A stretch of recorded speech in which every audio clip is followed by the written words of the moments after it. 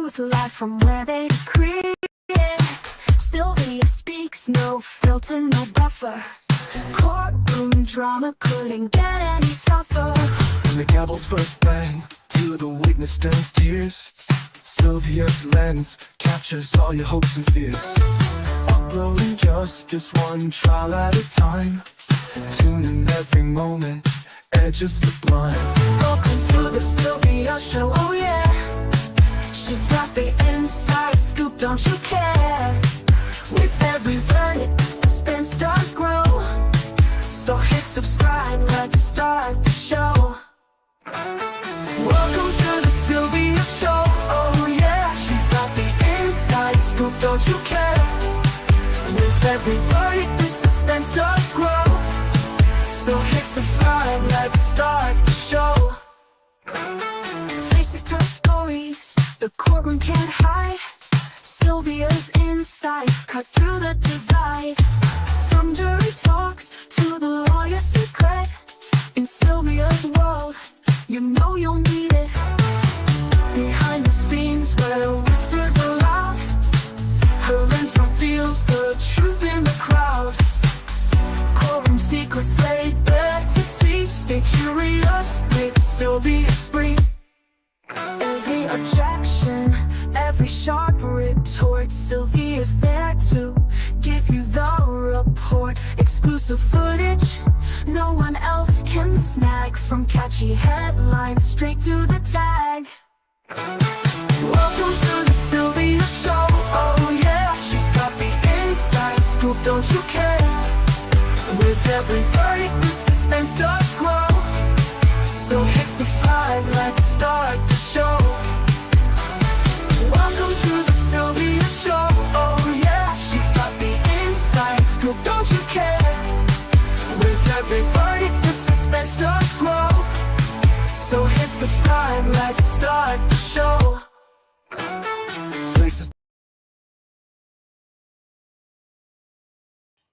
Okay. Yeah, this is kind of weird the way this thing is now. Because he told me to do it this way. Do I look weird, y'all? Do I look weird? I look weird, right? He said to do it this way. That's the way YouTube is doing these things. Don't I look kind of suspect? Let me see if I present something. Does it look weird when I present something? Hold on. Hold on.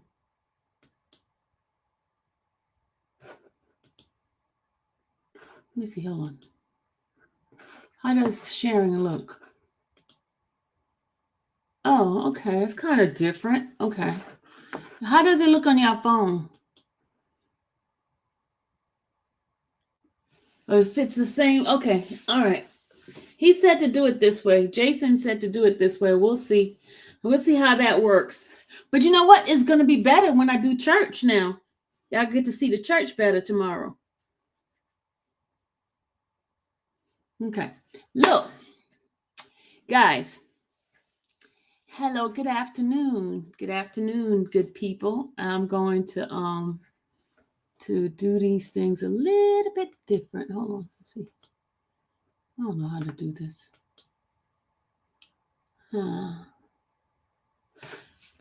Sending you a screenshot. Okay. All right. It's kind of weird. It looks funny for me right now. I'm trying to get used to this.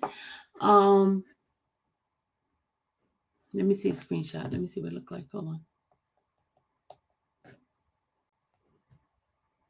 Ooh, Lord, my face is all up in the camera. Up in here. You can look all up in my nose. Oh, Lord, Jesus. I can see my nose and everything.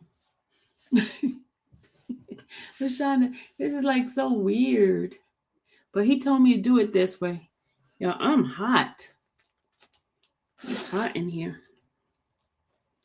It's hot in here. Woo. I'm hot. Okay. All right. You guys know the last couple of days, I titled it this way because I really didn't want a lot of folks up in here, because if I put it in the title that it's supposed to be, there'll be a whole bunch of folks like the ain'ts like the other day. And you know what I mean, right?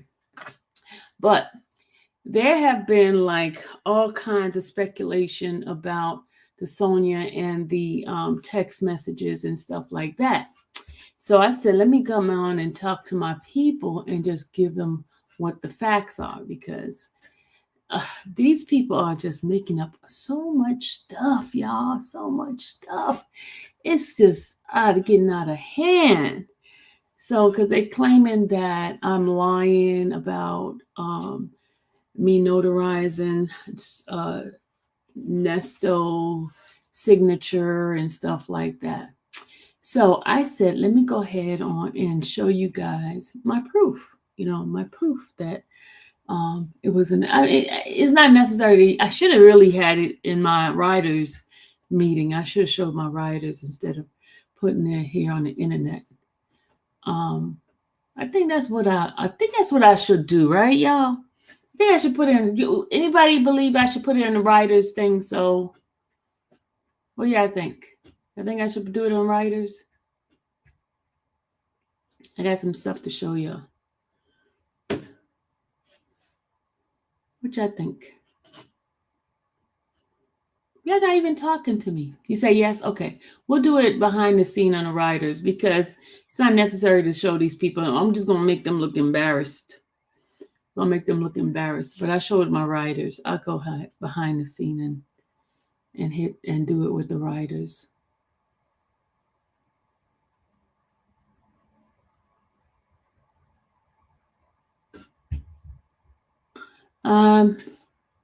Gammy said, I'm swinging while I'm listening to church services to say hi there, sweetheart. I play you on replay as life is big right now. Gammy, what in the world are you doing now? What in the world are you doing? Are you just you just deserted us up here? You taught me a thing, and I'm making songs left and right, and Gammy, you just left me. You left me, Gammy.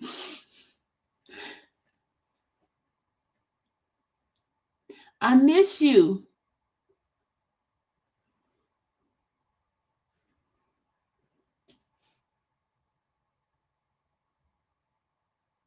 Linda Ross, come. Who's Linda Ross? Who's that? Crazy life work. The fire has gotten madder, even worse for me. I swing by your smile, honey. Don't cry. Okay. All right. I'm smiling. I'm smiling. I'll be back. I promise, when things calm down. Okay. And definitely, Gammy, I'm going to put you on my prayer list. Put you on my prayer list, because all of this crazy fire and stuff like that, I'll put you right there on my prayer list.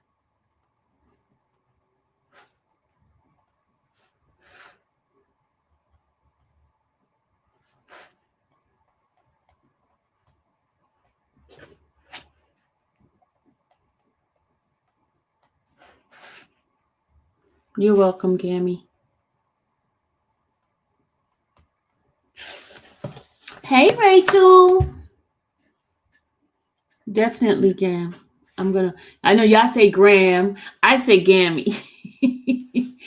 She knows I've always called her Gammy.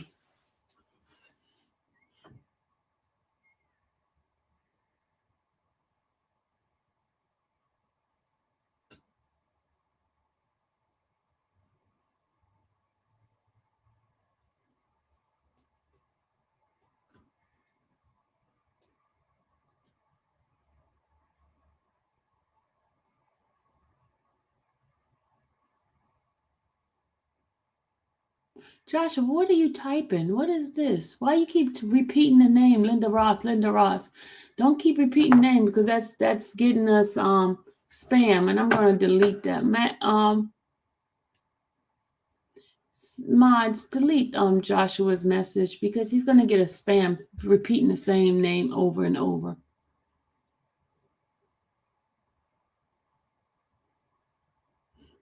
You don't have to keep repeating the name, Joshua.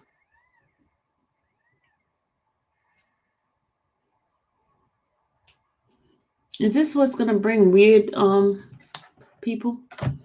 Doing it this way is gonna bring weird people.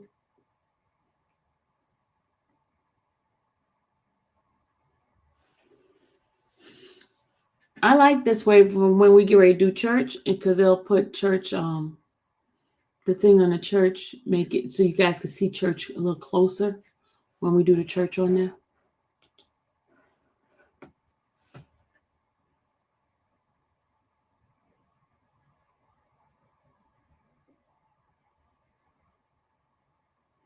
Oh, you do have a special place in my heart, Gammy.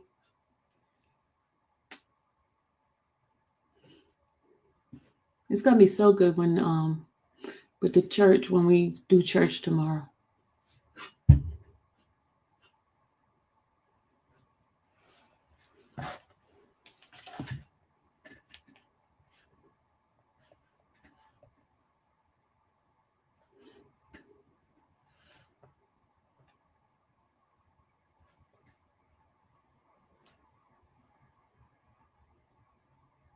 Oh, there we go with the chief crap.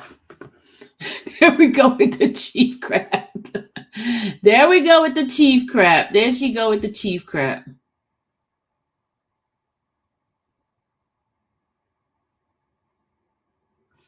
Send flowers for 30 jewels. What's that?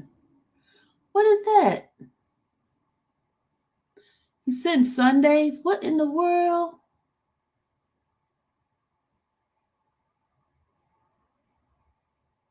What in the world? What are you doing, Miss Norlands? What is that you're doing? I've never seen that. Sunday for 100 jewels. Flowers for 30 jewels. What in the world? Can you tell me what you're doing?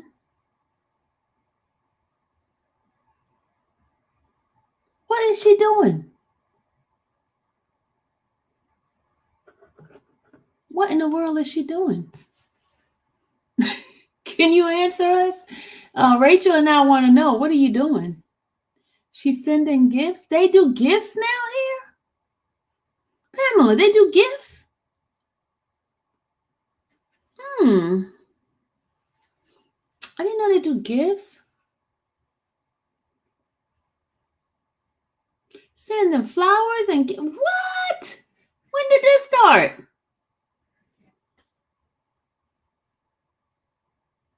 On this live they do. Oh, I think because he showed me he you know what? Thank you, Jason. Jason taught me this, y'all. Jason taught me this. Thank you, Jason. Jason, where is he at? I need him to come back so he could teach me some more stuff.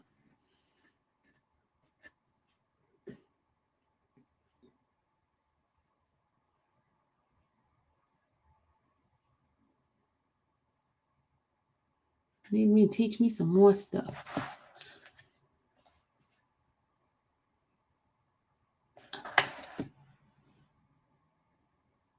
So we're trying a new form. Listen, Rachel, Jason came in earlier and told me the reason why my stuff is not YouTube is not pushing my stuff because they have a different format and when they push videos out. And so he told me to go out and redo my stuff, and I went and redid it and had like a new thing there, and I did it, and so this is what it looks like. So shout out to Jason. I don't know how well this is going to work, but supposedly this is what YouTube is using now. Something like that. But I just needed to do my title better but I didn't do my title to bring people in because, you know I'm supposed to try to maximize everything. But where's CMT? CMT, are you in here? I need to go out and come back in and maximize my channel. I was trying to set this up first. I need to go out and redo it and maximize it so I can do I really want those type of I don't know. I don't know, y'all. I don't know. I don't know. Rachel, you change your picture. You change your picture. You don't have gift option on the other channel. On what channel am I supposed to have gift option? Do I need to set it up on the other channel?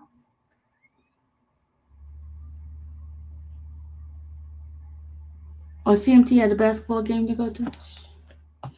Oh, she did mention it, right? She did mention it.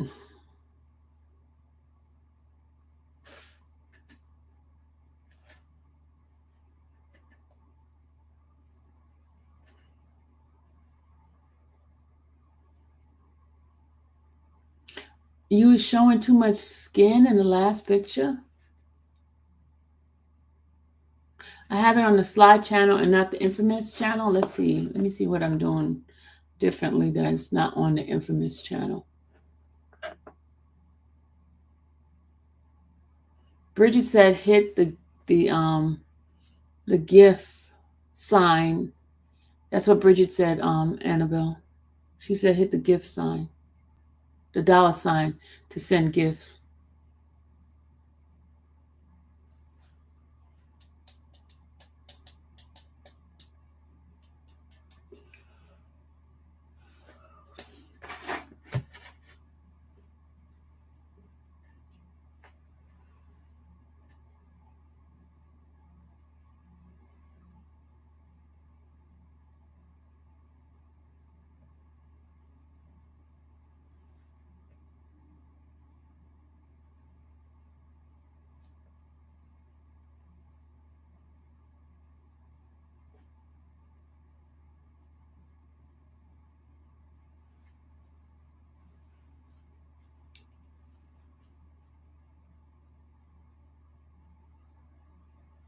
She says she's on the infamous channel now, so it's there. On the slide channel, it's a little gift box. On the infamous channel, it's a $sign. Okay.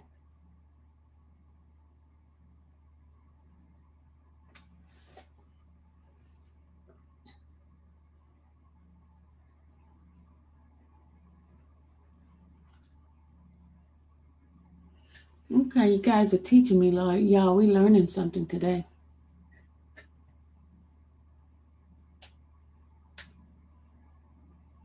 We are learning something today. We are learning something today. With this format, people can scroll to find your live. Oh, that's why he asked me to do it this way, Bridget. Thank you, Bridge. Thank you, Bridget. Okay, so that's why he asked me to do it this way. So now it's going to be optimized.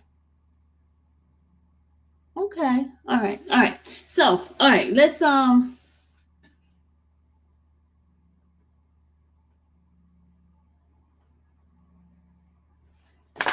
what is that boy doing, y'all? Let me call this young man.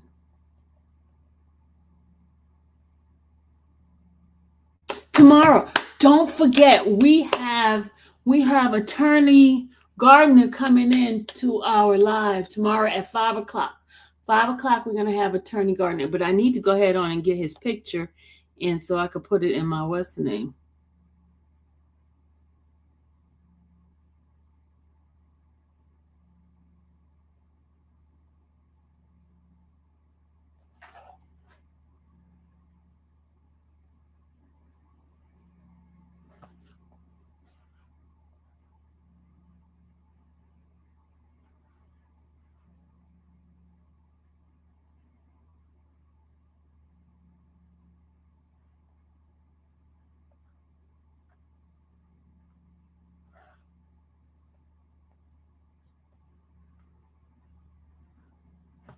Oh, infamous. Let me see if I can change that. Hold on a second, y'all. We're trying to fix things over here now.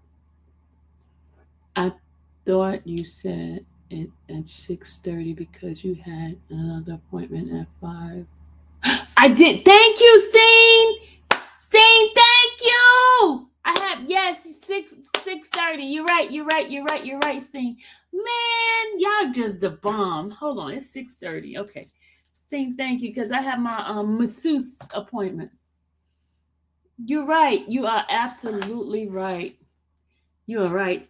Man, that's why I tell you. You guys are the bomb. The bomb diggity. I love my folks.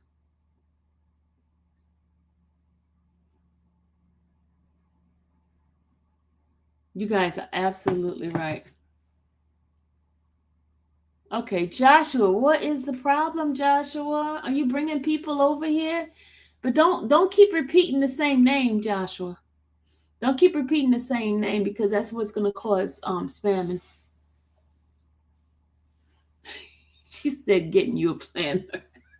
No, Steen. Dallas said y'all don't send no more stuff in here. Don't send no more stuff. She said if y'all want to send something, send money. Do not send no more stuff in here. She's like, Ma, we got too much stuff. If I let y'all see the boxes on this floor, y'all be like, okay, you need to stop. So I need to find like spot for this stuff because y'all been blessing me so much. So much. So much. Y'all been blessing me. I got so much and I don't even have the space for it. I just gotta make room. I was trying to get organizers, but I didn't get no organizer. So I have to find space for stuff, like put stuff under the bed and all that. Don't laugh, Nora. Don't laugh. Okay, but I want to read some stuff to you guys. And I like the size of the people in here.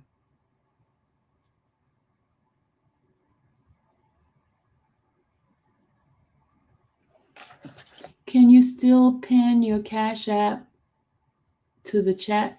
Let me see. Hold on. Let me see. Can I pin my Cash App? Hold on, y'all. Let's see. Let's see. Since we're doing this. Okay, let's see. Can I? Oh, okay. How's that? Can y'all see that better? Okay. Okay. Okay. All right. Let me see if I can do the banner spinning. Okay. Okay. Let me see if I do this. Okay. Okay, y'all. Look at this. Look at this. Looky here, y'all. Ooh, child. Ooh, child. Let me see if I do this one. Look at this, y'all. Look at this. Looky here. Can I put another one up here? Look. Ooh, now y'all get to see the reverence for God real easy now. Yeah, child. Let's see, Cash App. Oh, child. Look at that. Look at that. Oh, my goodness.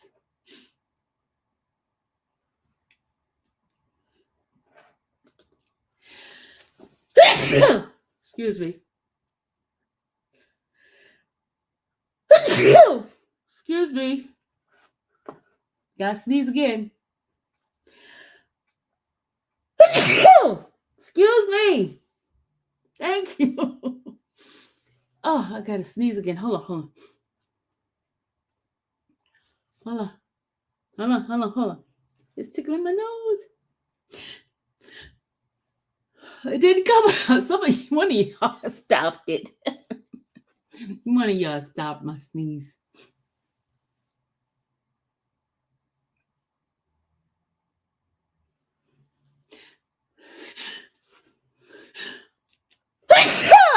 Excuse me.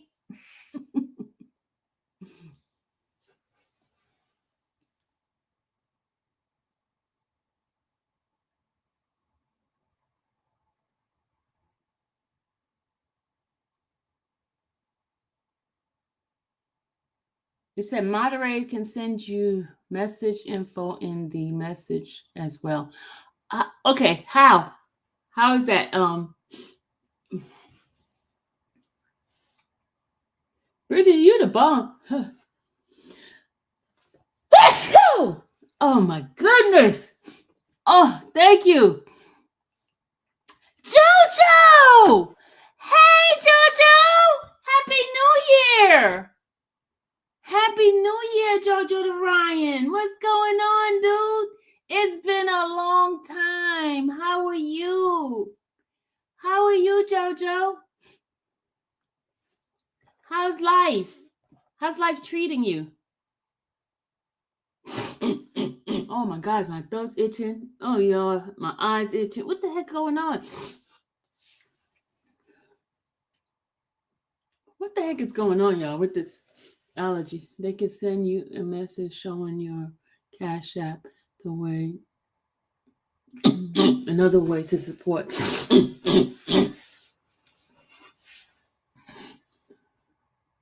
So how do they do that?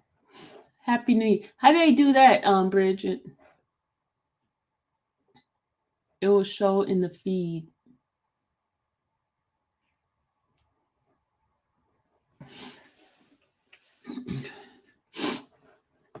It will show in the feed. Bridge. Do it again. Say it again. And when somebody come up to the panel, how did that work? Hey, Miss Jams. When somebody come up to the panel, how does that work?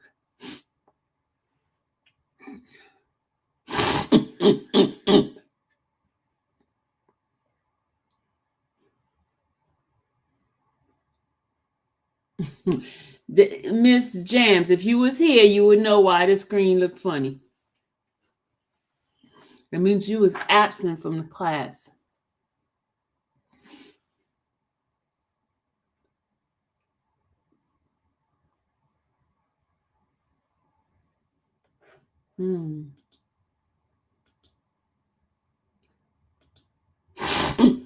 Oh my God, my throat's itching.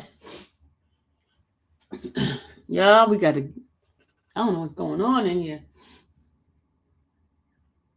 Kobe's not in here, y'all. It's not Kobe. Because I know people be like, oh, that's Kobe doing that. It said, okay, she said, hit the hearts to get me out there, y'all. Let me tell Stephanie, come on in.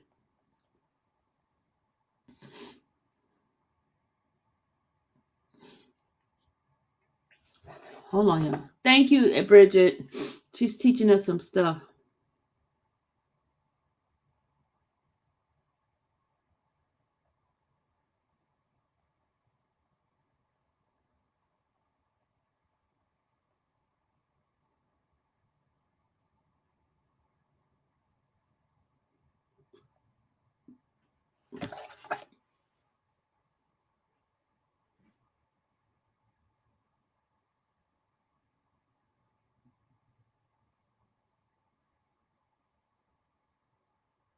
All right, now, Miss James, go on and pamper yourself.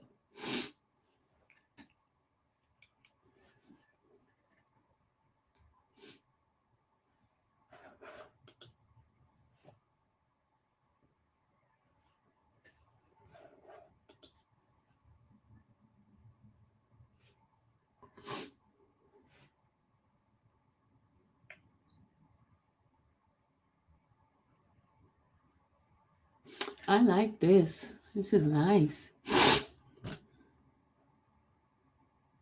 I like this.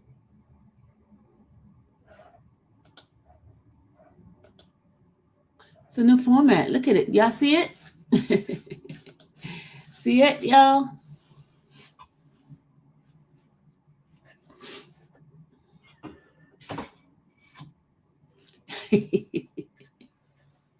You see how it looks, y'all? Look. Isn't it a little different?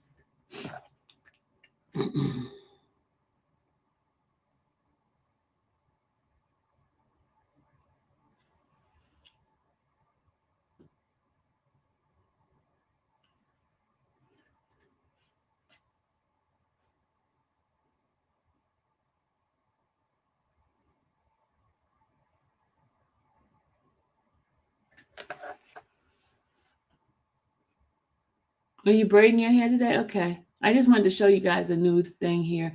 And y'all gonna have to encourage people to hit their little hearts and all that stuff on the side.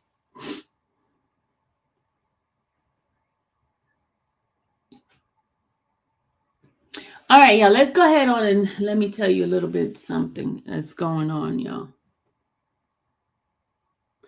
Okay, what's going on, right? There is a lot of false news that's being put out in regards to me and Sonia.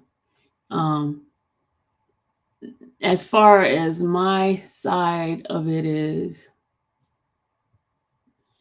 you doing it here? Yeah, I'm not showing. I'm not showing the text messages. I'm not showing the text messages. I'm just I'm just I'm not showing the text messages. I'm just telling you guys what what's been going on. No, I'm doing it right. Well, I don't have the title in here, but I want to show you guys first, my writers first, before I put it out to the public. Okay. But I want to give people a little bit heads up of what's happening. You know what I'm saying? What's happening.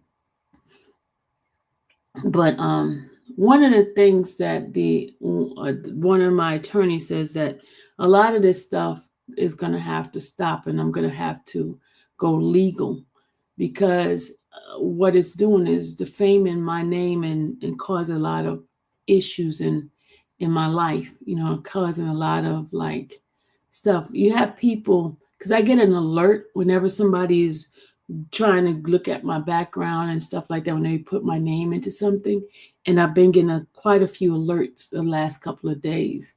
And the alerts have, been telling me that basically there's people looking at my stuff.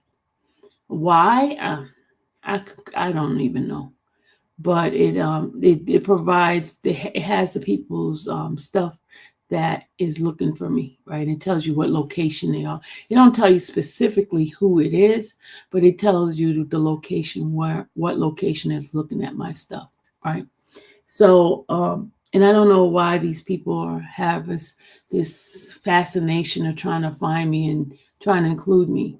They even started looking at my notary stuff, right? And remember we was talking about it yesterday, and they trying to put out Elena, I don't know what's going on, but I love you, Miss Sylvia. I love you too, housewife. It's been a while, sweetheart. It's been a while. Love you too. But anyway, they some of the stuff that's happening, it's kind of like it's not only irritating, but when they're doing lives and stuff like that, and YouTube is so crazy. YouTube, every time they put my name in their title, it pushes it to me. I wouldn't even give them any time here, so because they want to just gossip and get numbers up. And then let me tell you, I even looked at when they don't talk about me, they don't have the number. But when they put my name in it, they get numbers. They get numbers.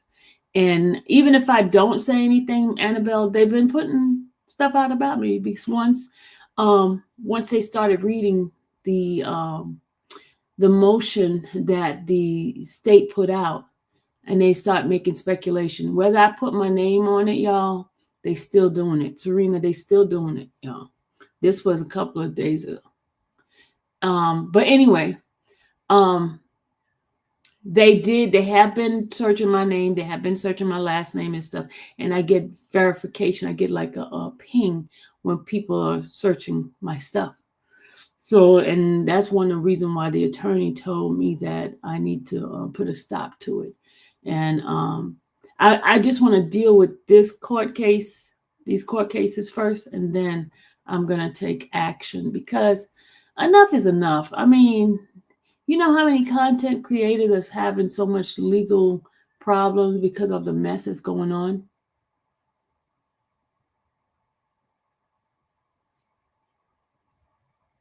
They run with it regardless, Annabelle. They run with it regardless. And you know that's for a fact. Come on. You know that. I don't even have to say anything. I don't have to say anything. I don't have to say not one word. They will run with it. I could sit here and just be praying all day and just even my praying they got a problem with it. You know that. Stop it. I don't even know why you act like you don't know that.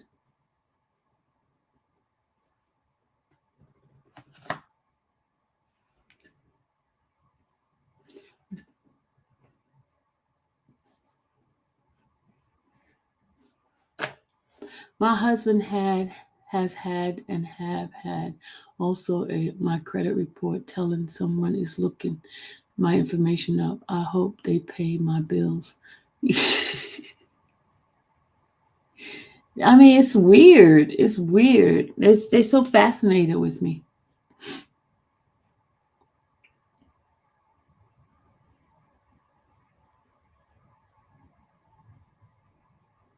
It's very, very weird. Very, very, very weird. It's so weird.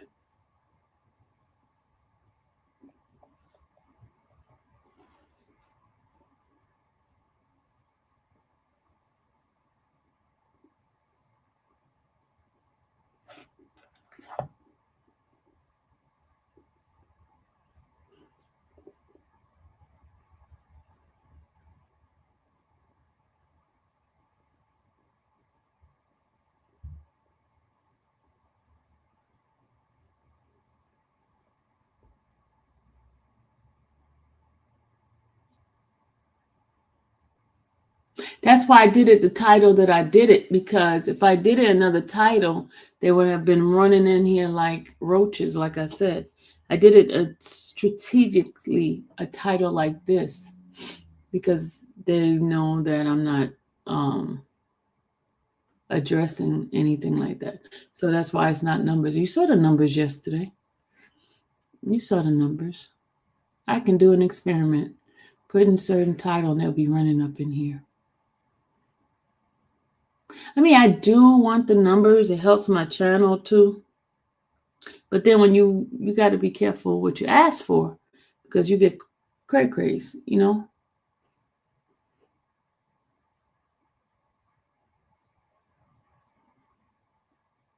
They do. They do. We can do a test right now. We can do a test right now. And let me change the title, put my title something else, and watch what would happen, y'all. Let me change my title to something else and you see what happens.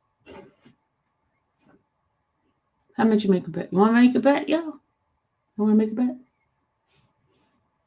Y'all want to make a bet?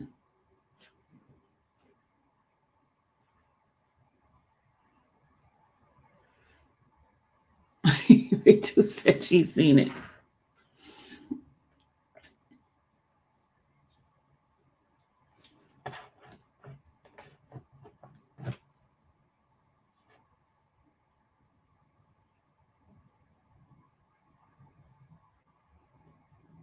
Ooh, Busta Rhymes got charged, y'all.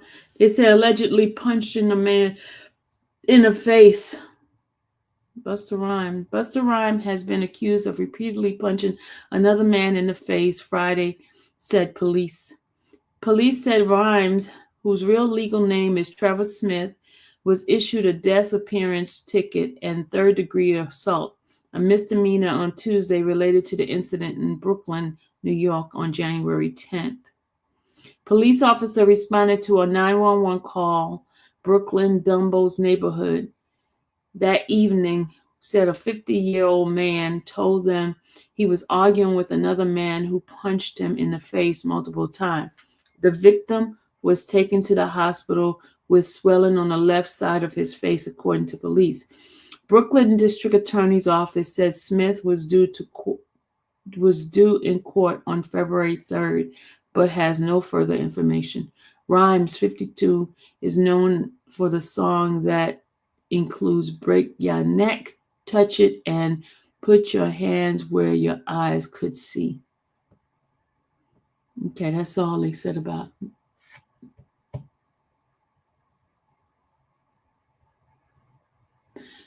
Say everything you're gonna say before you change your time. You know what? Next level.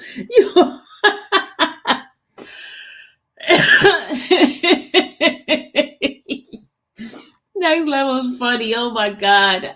No, I was gonna do another live with a change of title. I was gonna do another live with a change of title.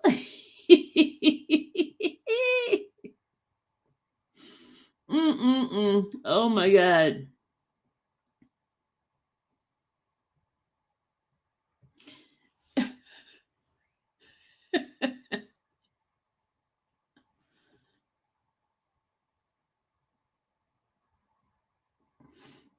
punching a waitress in the face?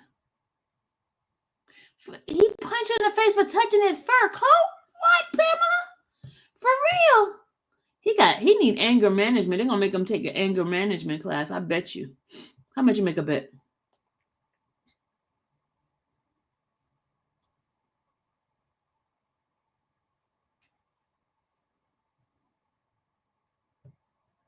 Okay, you said TikTok users got some good news. Saturday, President-elect Trump told NBC News he expects to most likely give TikTok 90 days reprieve from a potential ban once he takes office on Monday.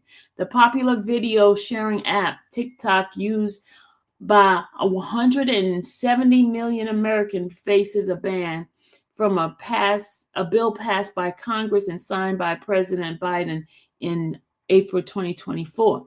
The bill addresses concern that the Chinese-owned TikTok poses a serious threat to national security.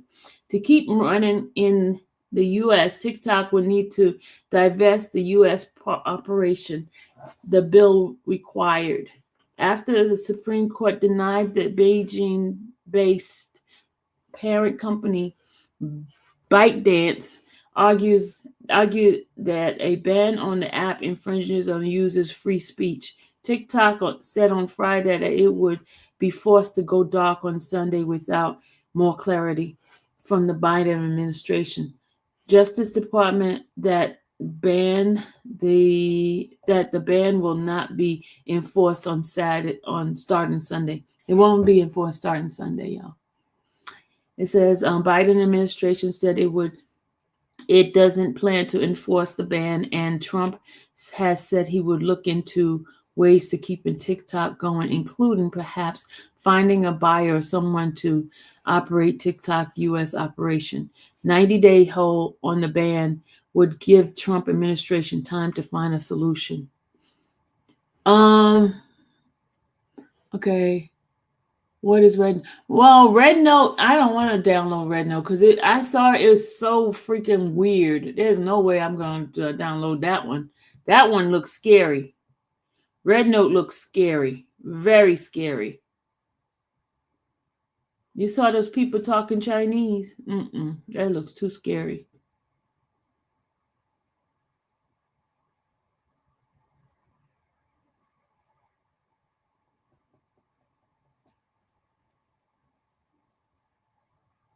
Yeah, I don't like Discord either.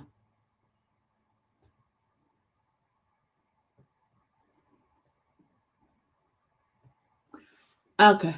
Yeah. Next level. Look, the numbers went down. Next level, the numbers went down.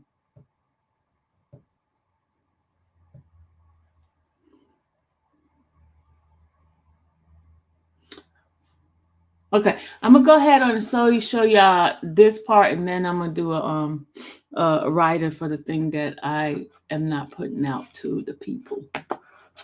They were, you see it, right? So here's to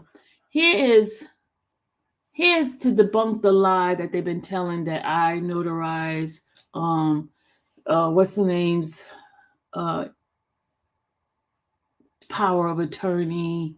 All right, this is the proof right here that it was not done by me. In fact, all right, here's a text message between her. She was asking me if I could notarize it, right? And so by the time I got it, by the time she sent the message, she had already done it. And I hadn't even responded because she had already done it. You want to see? There it is right here. You guys see?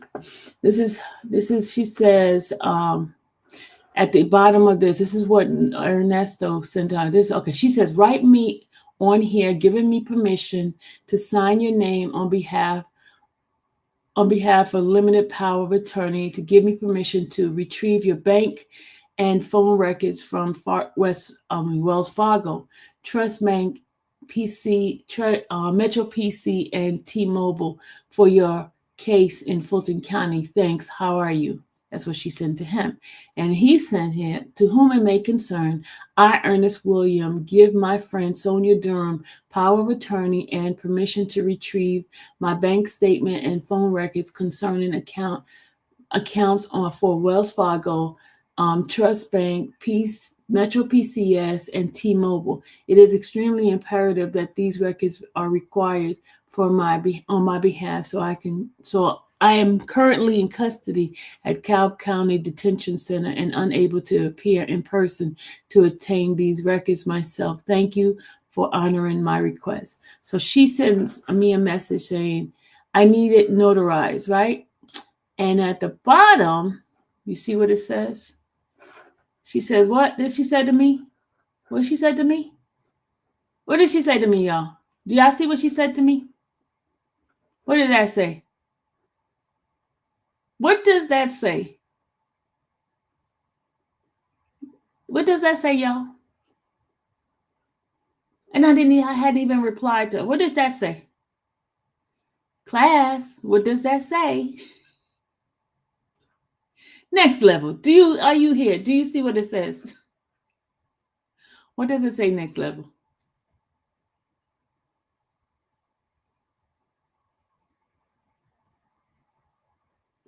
It says, thank you, Lady L. You get the prize today. It says, never mind, it's done. See what it says? Never mind, it's done. Never mind, it's done. So if it means never mind, it's done, does that mean I did it? Does that mean I did it? Because they got this little dream, because I guess they need numbers for their channel. This dream that, oh, Sylvia did it. Sylvia's going to get in trouble. She notarized Nestor's name. And I mean, come on now, people. Come on now. They want the clicks and the views, and my name brings them that, Lord have mercy. And what date does that say? Doesn't that say March 19th? Doesn't that say March 19th? March 19th. Let me remove this. Hold on. March 19th. Lord Jesus.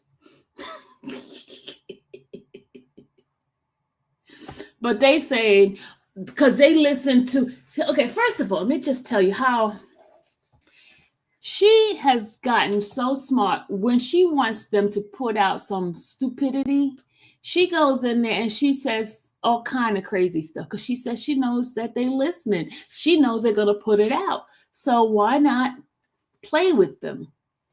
Why not play with them? And I know y'all be like, oh, why did she have to put you in there? She said the Bible lady. She never said my name. She said the Bible lady. That's what she said, the Bible lady. So they make their infra makeup stuff, and they're going to get themselves in trouble. They're going to get themselves in trouble with making up fake news. All it is. It's like crazy. Like, oh my God. But you know what? They're getting their numbers. And I just hope they make enough money for when she comes after them. When she comes after them, they're making enough money that they can pay her. When she comes after them.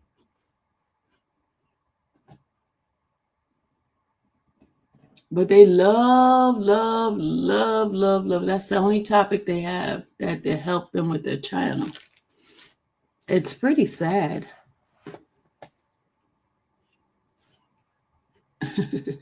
But I got something to show you guys, the writers behind the scene.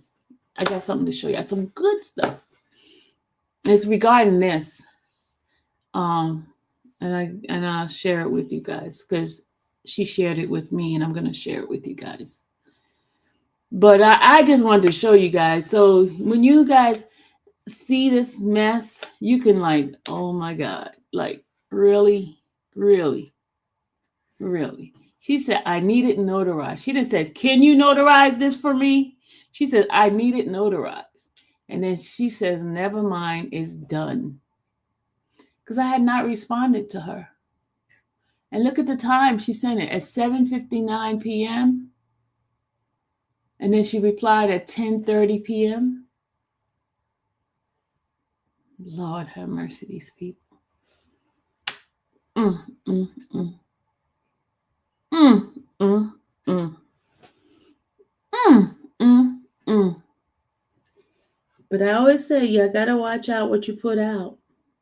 Be careful what you put out.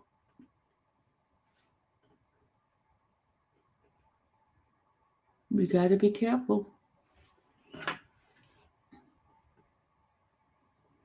On that note, Sylvia, you by no means have to listen to me, but please you do not recap. Huh? What did you say, Sylvia? By no means you have to listen to me, but please, I do not recap or discuss anything regarding POA, to the power of anything regarding POA, with even your own chat. Your friends for sure is you. Your friend for sure is you. What? I don't understand your English. Your friend for sure is you. What are you talking about? Miss Sylvia, you by no means have to listen to me, but please, I would not recap or discuss anything regarding this POA notary matter with even your own chat.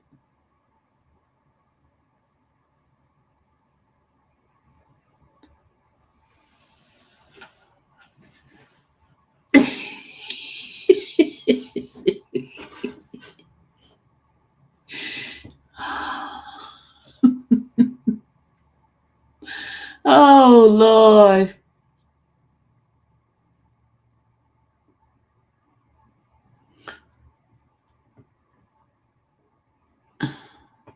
So they saying that you guys not to be trusted. Writers, you're not to be trusted.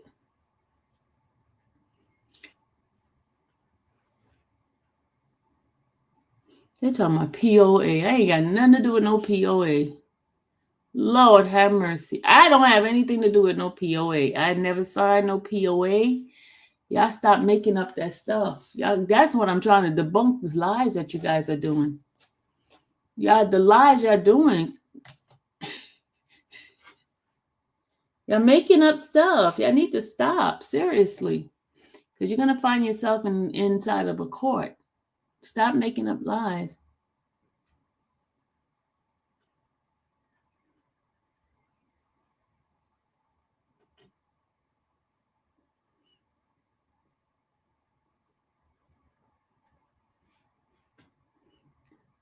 And why would I not discuss it? Y'all discussing. You are your friend. Why go there? Good. I don't make up. I hear and listen. I don't. What is what? I don't. What is what? Pamela, could you translate for me? Pamela, we'll translate. Pamela, translate, please.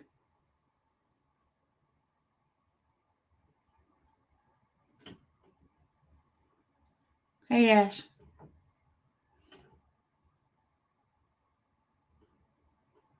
I don't understand what she's saying, LaShonda. I don't understand.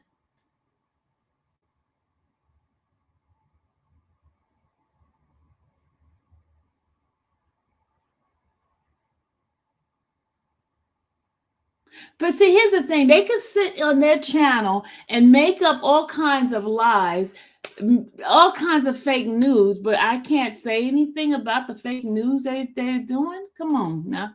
Y'all don't make sense. You don't make sense. But you sitting in the bushes watching these people, wherever you sitting, watching these people, entertaining it, and then I can't say anything. Come on now. Y'all got to stop that fake news.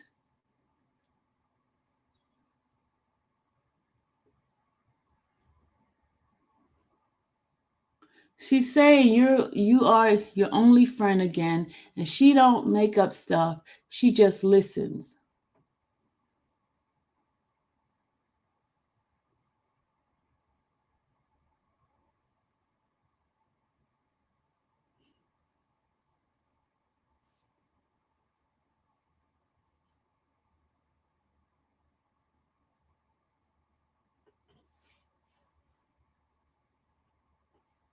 Next level, the number's going up now. Next level. Look, the number's going up. Look at the numbers.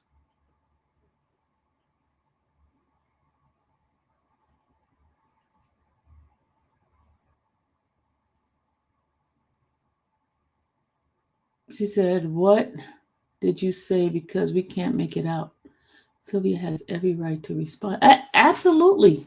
Because they're going to keep running with the narrative. Even if you don't say anything, they're wrong with it. If you say something, you don't want to do. So I'm just giving them some facts. All I can do is give you facts. I can give you facts. Rachel. I've never said she can't talk about what she wants. So what are you saying? You saying the people that I have that I'm talking to, I should not trust? That's what you're saying? That's what you're saying? I'm my own friend? Oh, I know I'm my friend. What are you saying?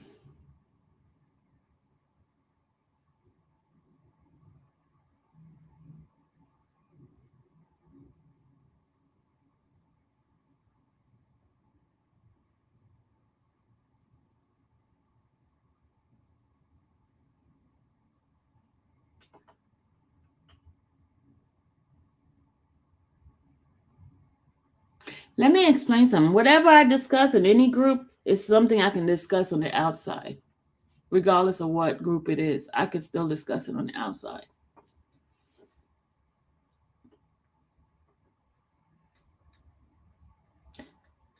Next level. Look at the numbers. Let's keep going up. Even with this title. Oh, it just went down. 2 just went down.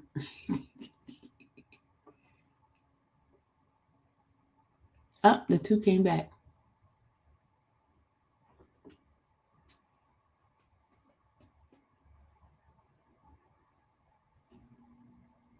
She doesn't even know who you talk to.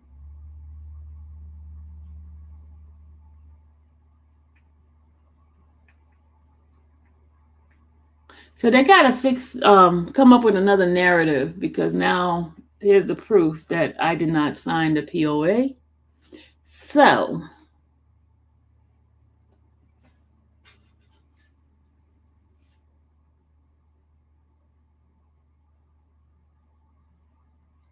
discussing thing regard. I mean, this is all on me. You can discuss what you want. Okay, so you talk to your attorney. He or she will explain what I'm saying. Talk to my attorney about what? I'm not even talking to my attorney about this. I'm talking to my attorney about my case.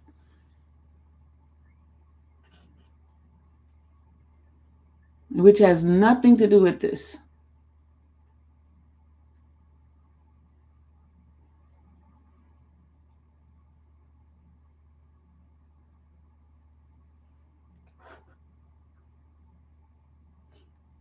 Now, who are you anyway?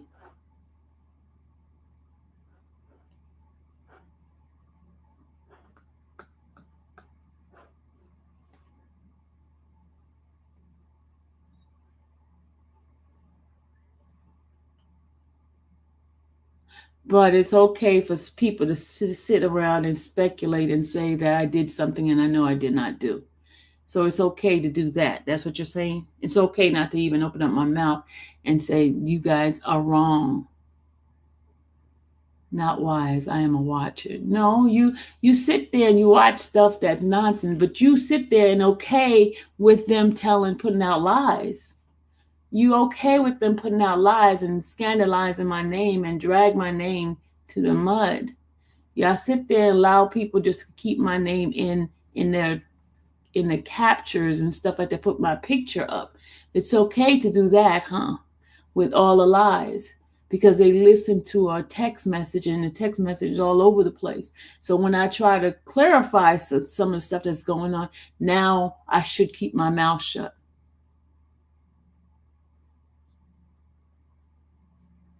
I don't know what you did. I'm not okay with wrongdoings.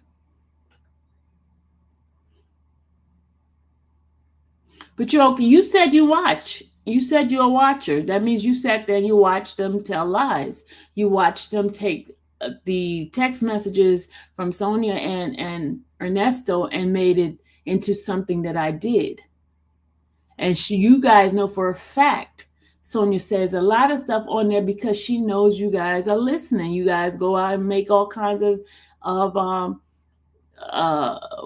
content creating with the stuff. Y'all put all these content creating stuff in there with makeup stuff because you want clicks and views. So when I try to correct you guys, you want to say, be quiet. You want me not to say anything, to stay out of it. But when you're putting my name in there and scandalizing, making it seem as if I'm doing something wrong, it's okay. So I'm giving you some concrete facts, but you don't want to listen to the concrete facts. It's time for me to not to say anything, right?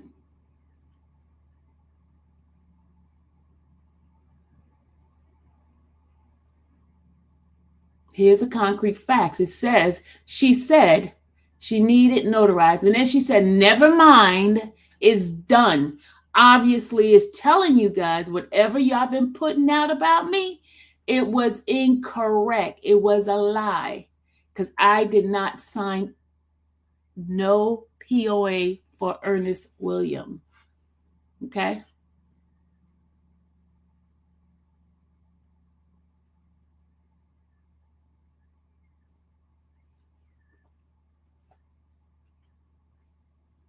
And here's the facts. The text message between her and I. Let me take this. Hold on a second.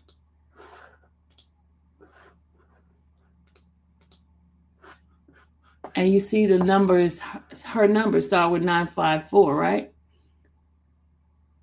Okay? It's okay when y'all want to run with the fake narrative. Hey, just got home. Work, so went rewind.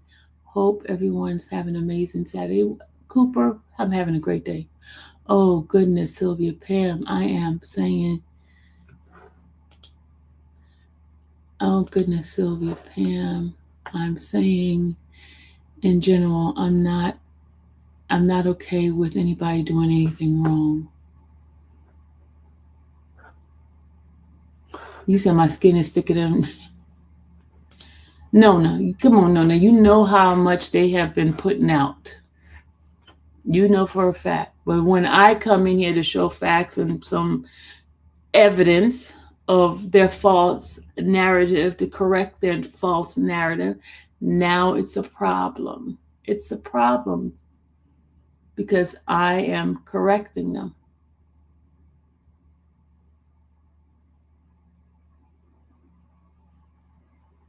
But it's okay for when they were putting it out. I guarantee you didn't go into their chat and say, hey, I wouldn't put that out there, the false narrative about Sylvia, until you have the facts. I guarantee you didn't say that in any chat, did you? But you sit and you watch, right? You sit and you watch. But people could continue to put on false narrative, have just stuff spill out. Why are you so pressed about her? Why can't you just leave and enjoy your time not valuable? Why are you so pressed about her? Why can't you just leave or enjoy your time not valuable?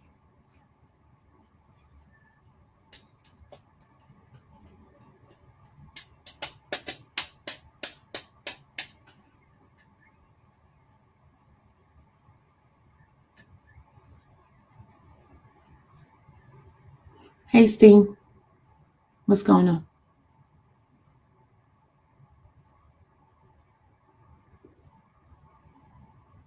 Yeah, it is time for our writers meeting so you guys can get No, that what she's trying to say is I shouldn't do the writers meeting and give you guys some 411.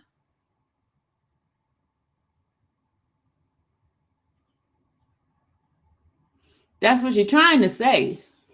She's trying to say for us not to do the writers meeting, because in the writers meeting you guys get some 411, and 411 should not be given to the writers. That's what she's saying. I shouldn't trust the writers. That's what she's saying.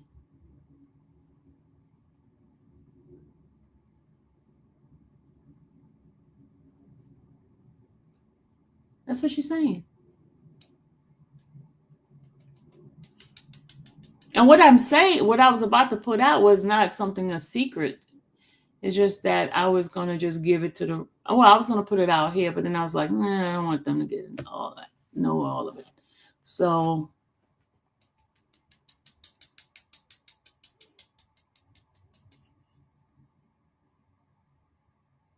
you know, the funny thing is that anything any of these people have ever talked about is stuff that I put out myself. You know what I mean?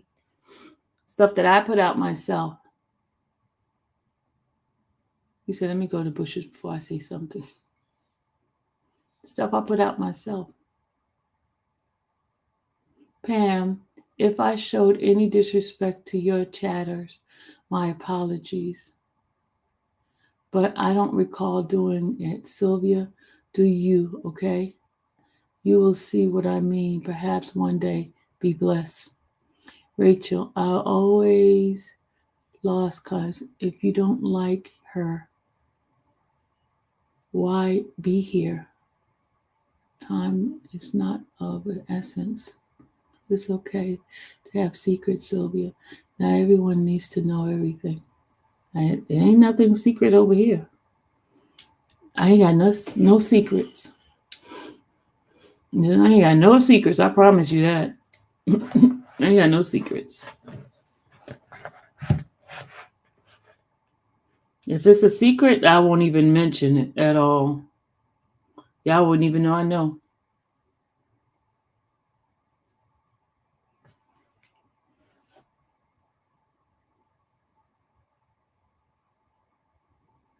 Hey, Steph. Hey, Steph. You know, this topic is always a bunch of confusion with this topic.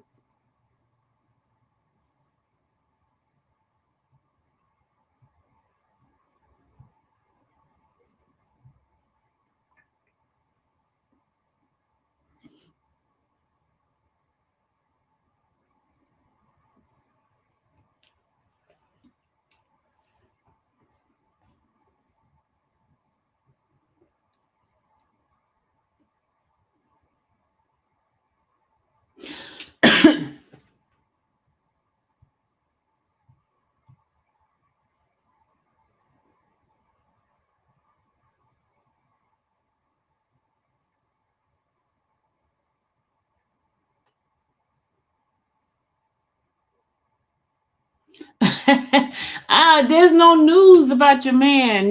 There's no news yet. I'm still been waiting for that. I've been waiting for it. Hopefully it'll be something coming up. But I did oh yeah, I do have news. They did file in for the what do you call it? What is that thing called? A pardon? Is it a pardon? Is it a pardon?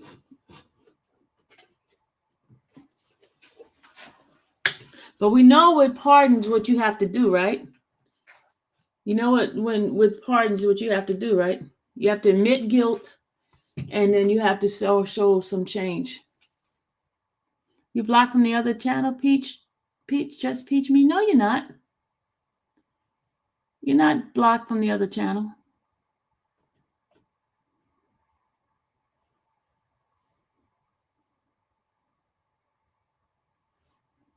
You have to admit guilt. You know how look, we've been watching a lot of speaking of parole stuff, there is something I wanted to show you guys. There is a parole thing I wanted to show you guys. Oh my God, there was one I wanted to show y'all. We were talking about it earlier.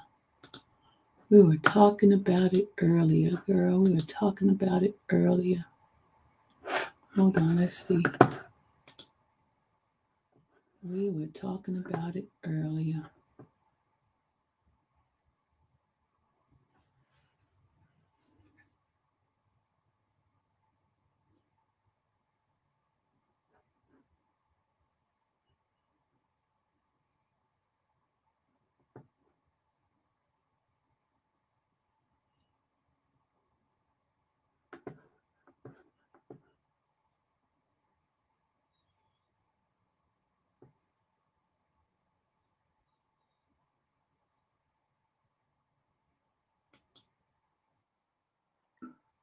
Okay, this here was a parole hearing on the 15th.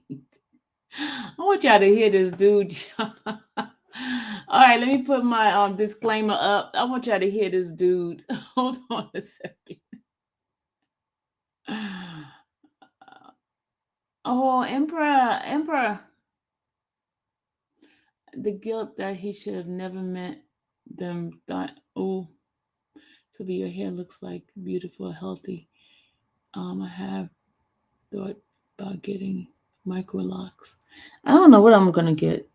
No, what I'm gonna get. All right, y'all ready? You ready? Y'all ready to see this crazy guy? I'm gonna give you guys full warning. There's some stuff he's gonna say that's gonna be out of order. It's gonna be some out of order comments from this dude. All right, let me put my banner up. Disclaimer. It says under Section 107 of United States Copyright Act of 1976, allowance is made for fair use for the purpose of criticism, comment, news reporting, and teaching and research. All right. So guys, here we go. I do not own this right for this video. Is this Louisiana? No. This is Connecticut. Wait till you see this dude. Hold on. Wait till y'all see this dude. Oh my God. This dude is off the chain. All right. This is when he tells the prison staff that their mom sucks ding ding. Y'all ready? Y'all ready?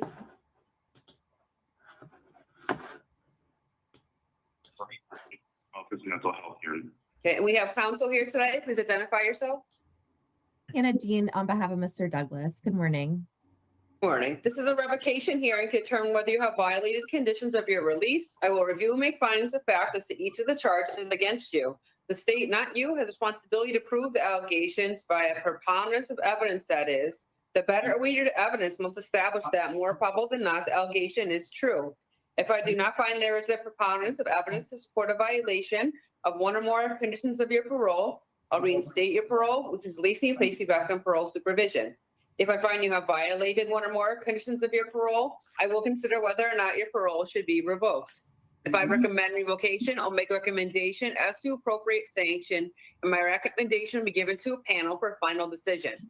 If the panel wishes to impose a sanction beyond my recommendation, a supplemental hearing would be provided to justify additional confinement. So this is the procedure. I'm going to read you your rights. Then we're going to review the parole violation charge the state your parole officer is bringing against you.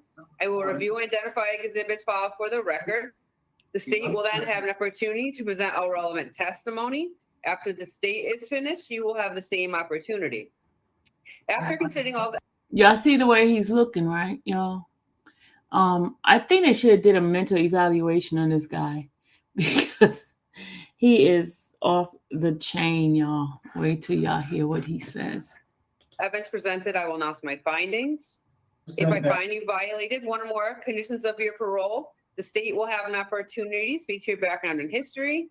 After the state is finished, you will have the same opportunity. Do you have any questions about the purpose or procedure, sir? No. Okay. You have important rights today. The right to have an attorney present, and you have counsel here. You have right to receive the written notice of charges of violation. Did you receive the written notice? Mr. Douglas, did you get the notice? I think so. You have a right to view the evidence. You have a right to submit evidence for your case. He is Just watch him, y'all. I'm trying to talk in between because this belongs to somebody else, but I just wanted to talk in between. At this hearing, right to call and examine voluntary witnesses and cross-examine diverse witnesses. Do you understand these rights and are you ready to move forward? Yeah. All right, so we'll now review the charge. The state appeals bring against you and the information underlying each charge. So appeal attorney, could you please read the charges, and you do not need to read charge number 3 as a no finding was made at the time of the preliminary. Roger. On 9/10/24, you failed to comply with providing a urine specimen to the halfway house staff per protocol of the halfway house.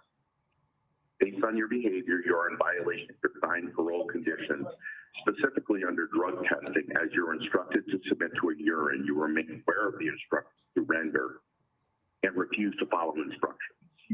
Everything that's been told me so far. Charge 2. On 10/10/24, you failed to attend your mandatory domestic violence group through Wheeler in Hartford, Connecticut. On 10/24/24, you again failed to attend your mandatory domestic violence group through Wheeler Clinic in Hartford, Connecticut. Charge 4. On 10/1/24, you refused to comply with a PAT search or halfway house policy after returning from a community pass. Charge 5. On 10/10/24, you failed to attend your mandatory domestic violence group through Wheeler Clinic in Hartford, Connecticut. And on 10/24, you again failed to attend mandatory domestic violence group through Wheeler Clinic in Hartford, Connecticut. Charge 6. On 9/17/24, you were issued a community pass to go to the hospital from 4 p.m. to 7 p.m. You called the halfway house at approximately 8:08 p.m. to report that you were discharged from the hospital. Your pass was extended until 9 p.m. You did not return back to the halfway house until 11:59 p.m. Your whereabouts in the community from 8:08 p.m. until 11:59 p.m. were entirely on 9/28/24. 12:30 a.m. You were transported to the hospital. At 4 a.m., halfway house staff called the hospital to check on your status, and hospital staff reported that you were discharged at 3 a.m. You did not return to the halfway house until 5 a.m. Your whereabouts in the community from 3 a.m. to 5 a.m. were completely unknown. On 10/1/24, you refused to comply with halfway house staff during the statewide collaborative offender risk system evaluation scores assessment. Due to non-compliant behavior, the assessment was not able to be completed. On 10/1/24, while at Open Heart, complete house count, you engaged in verbal harassment as you called staff explicit names and continued to speak staff disrespectfully. On 10/3/24, you failed to follow halfway house rules by having food in your room. When staff confronted, you told staff to suck your dick. You continued to inform staff that their mother also sucks dick. On 10/4/24, you were given a pass in the community to seek employment. Your pass was approved from 1:10 p.m. until 5:10 p.m. You did not return back to the halfway house until 7:20 p.m. You failed to notify staff that you would be late. Your whereabouts in the community were unknown from 5:10 p.m. to 7:20 p.m. On 10/4/24, approximately 6:11 p.m., you were given a pass to the hospital. You called the halfway house at 12:45 a.m. to report that you were discharged but returned back to the halfway house at 2:10 a.m. without hospital discharge paperwork. Your whereabouts in the community from 10/4/24 at 6:11 p.m. until 2:10 a.m. on 10/5 were entirely unknown. On 10/16/24, you engaged in a verbal argument with another offender. On 10/26/24, you were unsuccessfully discharged from the Open Heart halfway house.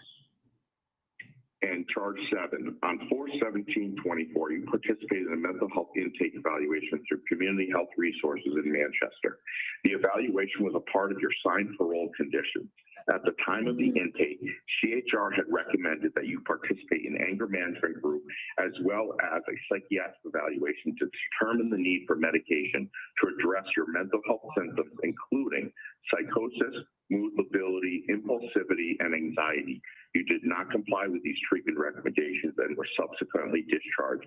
This is a violation of your mental health stipulation whereby you will participate in a mental health evaluation and treatment as deemed necessary. On 10/24/24, You failed to attend your mental health and medication evaluation through community renewal fee. Thank you. And the state has filed the following exhibits pre-marked for identification purposes as Exhibit A, CT remanded custody; B, CT signed conditions of parole; C, notice of parole violation, parole rights; D, parole violation report; E, halfway house signed agreement; F, Connecticut DOC incident reports; G, parole and community services misconduct reports; H, open heart discharge summary; I, community What are you health talking resources assessment summary; J, DOC non-life threatening incident report; K, CT judicial pre-sentence investigation report; L, state of Connecticut Board of Pardons and Parole Decision Information Summary; M, Wheeler Clinic email, REDV program; N, email from Lynch from CRT; and O is CT Penal Code 53-62. Did you receive the notice of parole violation report, and those other documents I marked? Did you review them, sir? Yeah, yes. Okay. And council has filed the following exhibits that is pre-marked for identification purposes as Defense Exhibit 1, list of parole accomplishments and future plans for parole reinstatement. Do you need to continue this hearing to obtain any additional evidence? We do not. Thank you. We have no witnesses. Yeah, it is. So There is witnesses though, miss. witnesses for what? Anyway, like that was never. Is it someone in addition to who you and I had already spoken to, who you and I had already spoken about? I've never been. No. So I mean, Well, so if it's not anyone new, then the people that you and I have already discussed, then I would recommend we go forward with the hearing today, okay? Because we did try and reach out to a number of witnesses you identified. All right. yeah, All right, so Thank you. I mean, so at this time, I'm going to swear in Mr. Douglas as well as P.O. Winokur if you'd like to speak today. So I'm going to ask you to raise your right hand so I can swear you in under oath. You solemnly swear or solemnly affirm as the case may be, the evidence you shall give during this case shall be the truth, the whole truth, and nothing but the truth, so help you God upon penalty of perjury. Yes. Okay. So at this time, the state has an opportunity if you'd like to speak in regards to the charge at this time. I have nothing to say at this. Okay. So it's not a defense opportunity if you'd like to speak at this time. Yes, thank you very much. As for the first charge, I would just note that my client does contest the narrative that's contained in the misconduct exhibit F. He indicates that on this specific date in question, it wasn't an outright refusal. He indicates that it was a communication issue. He indicates that he had given a number of different urine samples while at this halfway house. And the procedure, as he understood it for giving these sort of samples, was that the person would say, the halfway house staff member would tell him, you have us till a certain time, come down, do this. He indicates that on this specific date, he wasn't outright refusing. It was just a time issue. So I do just want to note that for that charge. As to the second charge, program participation, and as to the fifth charge, behavioral management program, my comments apply to both. I would argue for both that the standard has not been met. From the exhibit M emails that are contained, it appears that 2 missed groups alone are not sufficient to be discharged from that program. In fact, exhibit M indicates that clients are permitted 3 absences and are discharged on their 4th absence. Here, my client indicates that on the 10/10 date, he had been experiencing a lot of stress and anxiety due to having experienced the death of his brother and was grieving. He states that on that day he went to Wheeler Clinic and they could tell that he wasn't himself. They could tell that something was bothering him and they told him that he could leave. He indicates that at no point was he advised that would potentially count as an unexcused absence. Had he known that, he certainly wouldn't have left. As to the 10/24 incident, he also indicates on that date that was the day that he had gone to CRT to meet with his psychiatrist about medication management. And while he was there, I think he started to experience, from what he reports, some extreme anxiety, perhaps a panic attack of some sort, and indicates that he was faint. He laid down on the floor there and requested an ambulance to be called. That's the same date that this Wheeler Clinic appointment was for. So again, I don't believe it was an intentional absence in that situation. Nevertheless, I would just argue these are 2 missed absences, which from Exhibit M appears that those aren't sufficient alone to discharge him. As to Charge 4, I would just note he indicates for this specific incident. It wasn't an outright refusal. He indicates he had come in. It was a miscommunication issue. The staff member didn't acknowledge him when he walked in, didn't stop him from the search as he typically did. So he thought he was free to return to his room. When he went upstairs, he indicates that the staff member came up and was annoyed with him. He was a little frustrated because he felt he was just downstairs. He should have been stopped at that point. And he feels that the staff member maybe took his annoyance or frustration for refusal, but he indicates to me that this wasn't an outright refusal.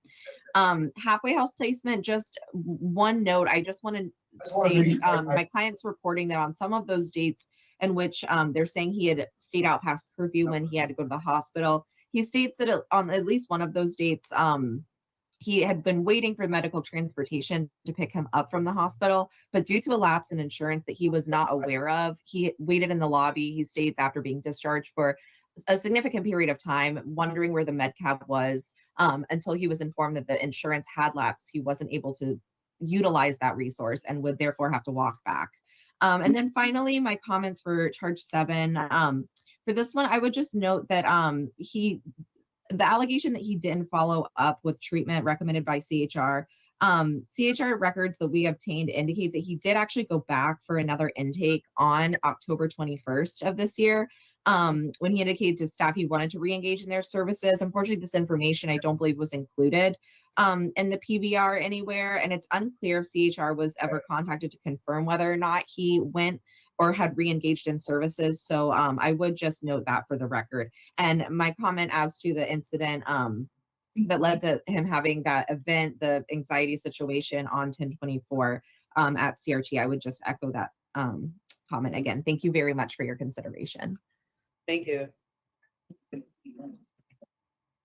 So I'll be right with you with my findings. Hey, Miss, can I say something? Oh, Lord. So, sir, I would advise against saying anything related to the charges. If you want to speak to your history or your background, you can do so at the appropriate time. Certainly if you want to say something, it is your right, but I would caution you as your counsel to not say anything about the charges. Yeah, we'll see what the email says. We don't really know anything until. I know I'm asking a lot of questions. It's been so long. Yeah, I just feel like it's been so long since this started. Hey, Miss, so basically, I've heard so many requests and nobody. everything that I was accused of doing wasn't really that black and white, you know what I'm saying?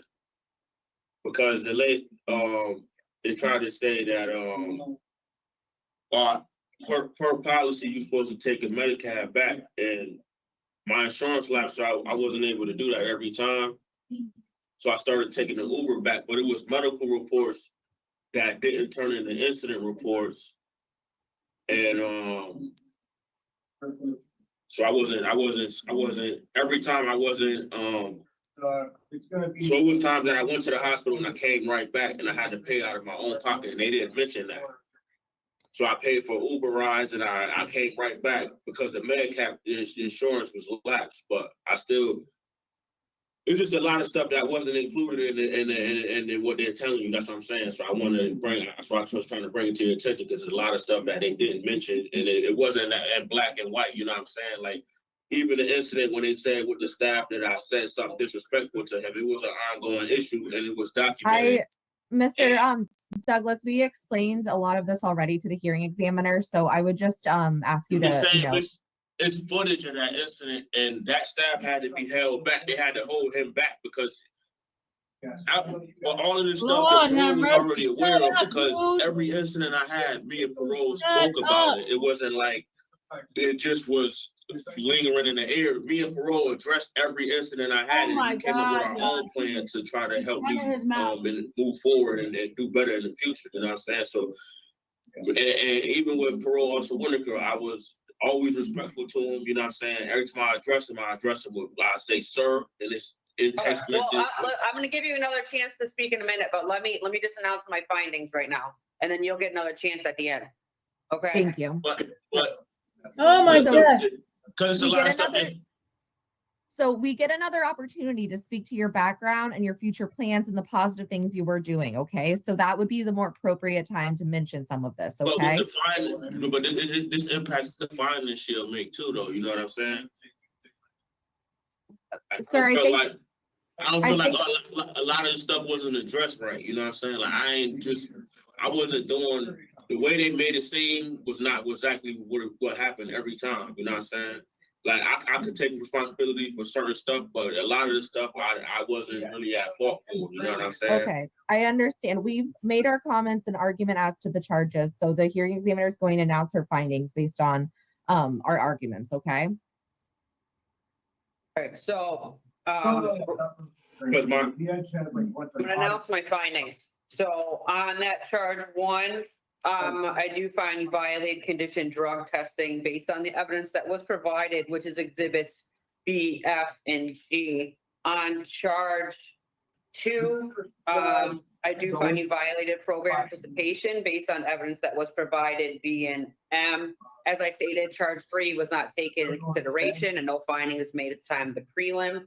On charge four, I do find you violated search based on evidence provided, B and G. On charge five, I do find you violate condition behavior management program based on evidence provided, B and G.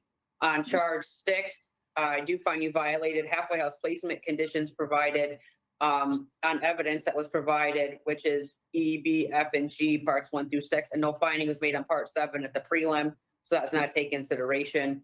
On charge 7, I do find you violated mental health evaluation based on evidence provided, B, I, and N. So that includes the fact-finding portion of the hearing. Before I make a recommendation, the state will have an opportunity to speak to you back on history. After the state is finished, you will have the same opportunity. So P.O. Winokur, would you like to say anything at this time of the hearing? Mr.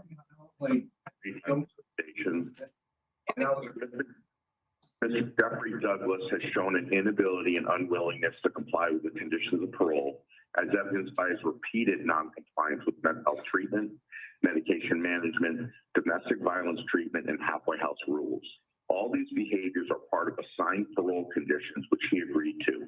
In the short 6 months of being in the community, he has been placed in 3 separate halfway house settings and 2 failed placements with his proposed sponsor, his mother in Manchester, Connecticut. Mr. Douglas has made it very clear to his supervising parole officer that he does not require, nor would he agree to comply with mental health treatment or medication management, despite current and past mental health assessments and recommendation.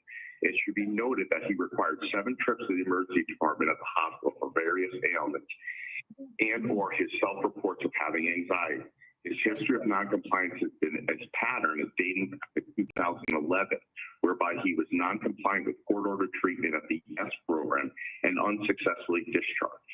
Despite repeated instructions by this officer that mental health treatment and medication management are required stipulations of his parole, he repeatedly refused instructions. It would be this officer's recommendation that Mr. Douglas receive.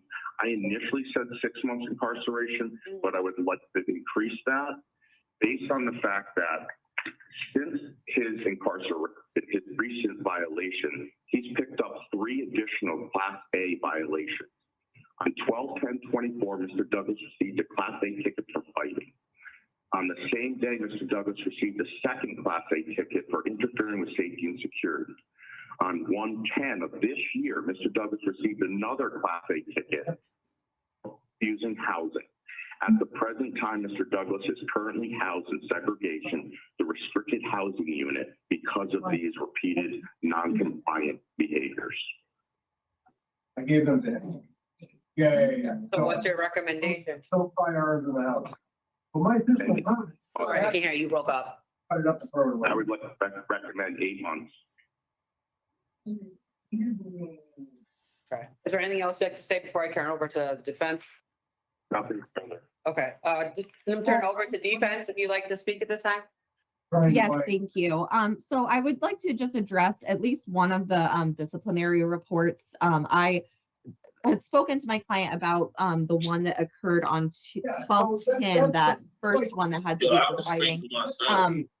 Let me speak for myself, because she's not really even fully involved in the situation.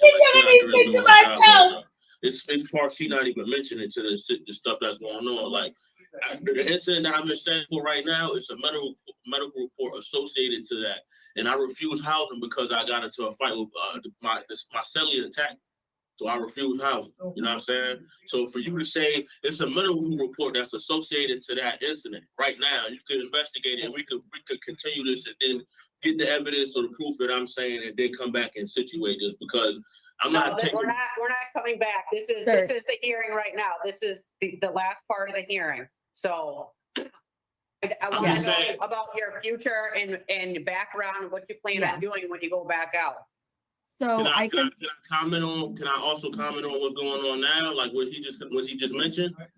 Yes, let me get through your background. Yes, and I'll speak. plans. Can I comment on what he just mentioned? Can I comment on what he's saying?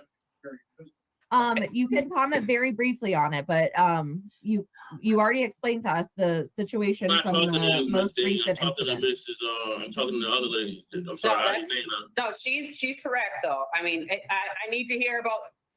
If you already just explained to me what happened about the refusing housing and how there was a fight and how he attacked you, so I'm listening to what you said, and I noted that. So the first incident, there's a case report that I'm filing with a trooper Raphael, Rafala. He's out of Hartford, Troop H, and I'm trying to figure out now. It was an incident in the other facility where I was attacked. And the CO, it was three parts of the incident. He's supposed to call a code. He didn't call a code. He watched the whole fight and he didn't do nothing about it. You know what I'm saying? Okay. And so they said on my part, I could file a report trying to press charges against that officer for what happened. So that's what I'm trying to do. And the third one was just, there's three incidents. It was one where they said, that during the incident, after the fight, I defended myself because no one else would call the code and no one else defended me. You know what I'm saying? So I was on even she has the ticket. She also has the ticket and it says that I was on top of my bunk and somebody tried to attack me on my bunk. You know what I'm saying? Okay. And Miss Dean has the ticket. You know what I'm saying? Okay. So Ms. Dean has the ticket, and it basically just shows that I was attacked, and I was on my bunk, and I was defending myself, and the CO was there. He didn't call the code until the last part of there was three parts to one fight. The third part of the fight, he called the code. So it wasn't as if it wasn't like I was attacking somebody. I was attacking my bunk, and I defended myself because he didn't help. And then they brought me. I have it noted what you said. So let her talk about, we have to get into your future. I need to know about what you want to do when you get out and stuff like that. So there's one more incident that I was going to mention. Well, you only have 3 tickets. Yes, all 3 of those you've discussed all 3 of the different tickets, sir. Either way, it was all. All right, well, so then, I'm going to speak to your background and future plans, okay? And then if there's anything I don't cover, we can address that after, okay? So Mr. Douglas is 31 years old, born and raised in Hartford. Primary source of support in the community is his mother, Miss Brinson. He also reports 2 children, 11 and 13. While at Open Hearth in October 2024, my client unfortunately experienced a tragic loss of his brother who passed away. This has been a significant stressor for him, and he has been grieving this loss ever since. While on special parole supervision beginning on April 2nd, he has utilized the following housing. He was first sponsored by his mother at an address in Manchester from April 2nd to May 13th. From May 13th to June 21st, he went to the Bishop House New Opportunities Program in Waterbury. He reports that he did successfully complete that. He then again was sponsored by his mother June 21st to July 2nd. Then from July 2nd to July 25th, he went to Renaissance Central in Waterbury. He again utilized Bishop Halfway House until September 4th and then transitioned to Open Hearth where he was until his remand. He reports graduating from Manchester High School. He previously received disability assistance in 2021 and was most recently in the process of reapplying for those services. He reports he used to receive disability in 2021 and is hoping to get those services reactivated. On April 17th, 2024, he completed an intake at CHR in Manchester and based on my information that I received, I believe did a follow-up intake in October of this year. He went to CRT in Hartford on September 13th to complete an intake and then on October 24th. He also participated in Wheeler Clinic in July of this year. He did an intake and psych eval there. He did a readmission intake in October and then does report attending some sessions of Explore. As far as future plans go, he's hoping to be sponsored by someone in the community. He is open though to housing recommendations. He is also hoping to enroll in a trade school to further his education and is planning to reapply for disability, and also is hoping to utilize a temp agency for part-time work, potentially in a warehouse. He also wants me to let the hearing examiner know that he is open to any sort of treatment recommended. I would ask that he not be held longer than the current amount of time he's been in. He's been back since October. That's nearly 3 months at this point. So I would argue that that's sufficient. This is, I believe, his first violation of his special parole. Sir, was there anything that I didn't address that you need to comment on? What area do you want to live in? What halfway house area? I could go live in, I did good in Waterbury, you know what I'm saying? And, Okay, probably, that's your first choice is Waterbury. probably Hartford, maybe Hartford too. Hartford What's your is like a first backup, choice? maybe. Hartford backup. You want to? Would you prefer Waterbury to Hartford? I had a good communication with the parole officer in Waterbury, so probably, yeah. Okay. But I had a good communication with Whitaker too, but you know what I'm saying? I see part of my situation is when I get overwhelmed like that, I shut down and I stop eating, I stop showering, you know what I'm saying? I stop working out and doing all the stuff that I know that's going to help me cope mentally, you know what I'm saying? And typically I had a good communication with Whitaker, but the day he came to see me, everything, I was in shutdown mode and I didn't embrace him right. And after that, he's been gunning for me to have more time served, you know what I'm saying? But prior to that, every communication I had with him, whether it was through text or through like verbally speaking, I always was respectful and I always addressed him as sir. And I never disrespected him. And he always gave me enough leverage because he knew I wasn't just doing bad and just doing negative, you know what I'm saying? And until that one time, he came, even when he came to see me for the visit, after I got arrested, he embraced his way of embracing me was, hey, what's up? You know, Dad, it's crazy that I leave for the weekend and I come back here in jail. You know what I'm saying? Right, well, hold on. Well, we're talking about you coming back out. So that's what I wanted to know. So you're okay with getting treatment for mental health services when you get out? Miss, listen, I went to CHR and I did that on my own accord. Jeffrey, at this point. Wait, I just want to explain to her because you didn't really explain to her. I just want to tell her that I went to CHR on my own accord and I decided that I wanted to be in. If you go through the CH record, the most recent record, because some of the stuff on that file was mixed up. Like they said, I didn't attend Willard Clinic when I left from Willard Clinic in an ambulance, which shows that I attended. She's already made findings on the charges. She's just asking going forward if you're willing to do treatment. Tell her, you know what I'm saying? I just want her to know, huh? Do you want to participate in mental health services in the community when you go back out? Absolutely. I had a domestic, because the domestic violence Whitaker sent me to, I had to pay for out of pocket for each individual group. I didn't have the money to do it. And I decided to switch over to CHR. It's free groups there, it's domestic violence, it's anger management. And my psychiatrist was upstairs, or my physician was upstairs. Okay. I was seeing a psychiatrist and I was seeing a therapist there too. So everything, all my conditions was being seen through one outlet. I didn't have to go to Willard. He didn't know that though. The only thing I said that I'm really guilty of was not working closely with parole. I wasn't that I didn't all out refuse parole. I just wasn't working closely with them because I didn't have to be in the halfway house. It's just my sponsor didn't work out, so I ended up back in the halfway house. Yeah. Sir, right, she's already made her finding on the charges. Now she's going to make her recommendation, okay? Yeah, so just give me a second. I'm going to make a recommendation. I'm going to put on the record.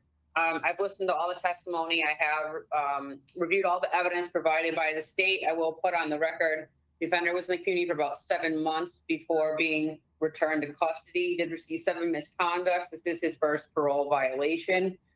There is a recommendation of an 8-month incarceration for this violation. The offender does have, per our records, has failed 5 out of 5 community releases in the past and has received 3 DR since his incarceration. Based on all the information I have, I'm going to recommend that parole be revoked, to be re-paroled for April 25th of 2025. This is about a 6-month period confinement as a sanction. I recommend the following parole conditions: halfway house placement, behavior management program for domestic violence and anger management, no contact with victim AP, and mental health evaluation and treatment as deemed necessary. My findings are going to be presented to the parole board. I believe that is going to be on the 30th. So January 30th, I'm gonna present this to the parole board, and the board's gonna make the decision. So the board can lessen that sanction.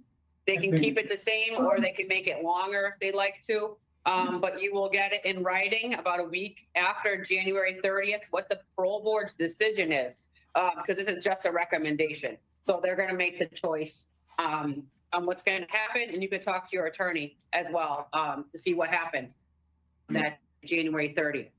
So basically, what is this based off? You know what I'm saying? What is what's the basis of me having to do? 'Cause I know typically people only do 3 months when they get first Well, violation. there's no typically, it depends. Each person's completely different. So it's based on each person and their behavior and the type of violation and all of that. So it is up to the board, like I said, though, so they can agree with that or they can lessen it if they like to. But you'll know January 30th, what the board's decision is. Okay? So you'll know. If you have any So, questions, you can reach out to my office and I can let you know what the board decision is, okay? So can I present? You're not presenting anything. The hearing's done and the board Yes. just looks at the write-up from the hearing, what happened, and then they're gonna make their decision. He said, she So I won't said, be able to present the No, ticket. you're not there. You know how you said No. it. You know how you said, because with all facts included, you said that something about the tickets that I won't be able to. That the tickets was a part of why I was being. Mr. Douglas, she adopted a 6-month recommendation. It's going to go now to the board for review. They get the final say. If the board wants to make the sanction any bigger, then you will potentially get, another hearing after that. But if they want to, make the sanction smaller, if they want to affirm the sanction, they can do one of those things. So we don't know what they're going to do yet. So we need to wait until that date comes on the 30th to determine what they're going to do. But at this point, the hearing's over. She explained her findings. She explained the basis on which she made the sanction. Okay.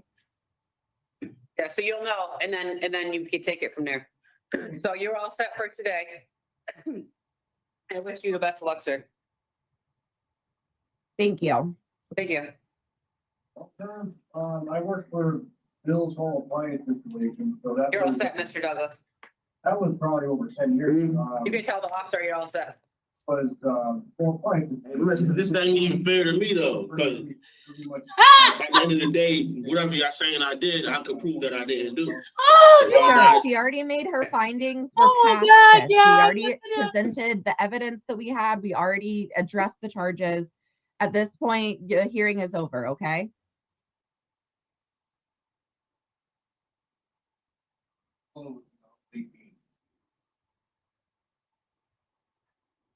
Gonna show up at 4 in the morning. Just so you tell the officers you're all set. I need the next inmate to come in, please.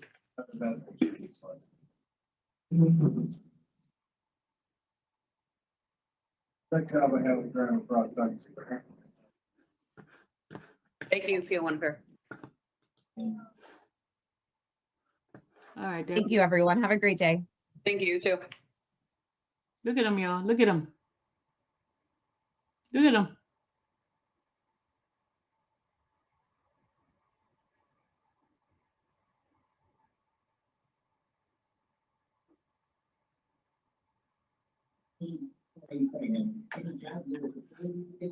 Good morning. No, because I. Good morning. told my lawyer, she's like, you're only gonna do 6 months. You're only gonna do 6 months. You know, here's 6 months and. But, because, yeah, I figured there's no point. in Look at him. trying to He's get still him- standing there, y'all. Look at him. You know.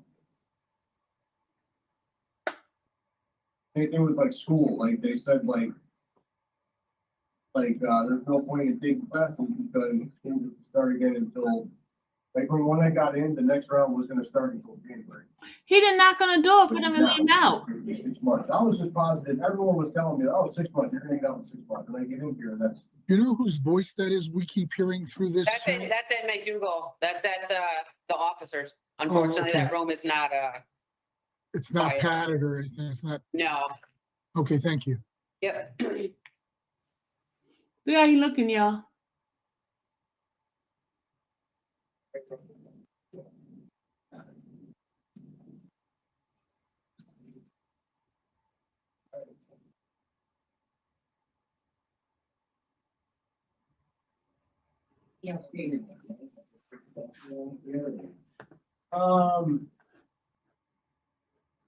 Hey, Miss, it's crazy though, because regardless of what I say, you basing everything off of what they tell me. Listen, I already announced my findings. I'm not I discussing know, this but I'm again. just saying, just for Mr. somebody Douglas? else. Sir, this Mr. is Douglas, this is I'm the wondering- hearing is over, sir. Okay. The if you have it, you need to tell the officers, okay, that you're ready for them to Yeah. come back and get you.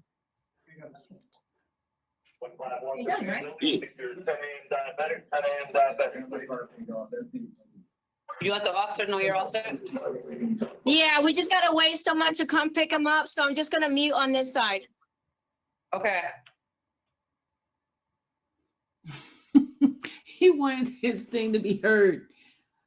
All he had to do is open up the door, y'all. That's all he had to do. All right, here we go with the next guy. Hold on, y'all. Hold on. Lord have mercy, these people, man. All right, here's the next guy.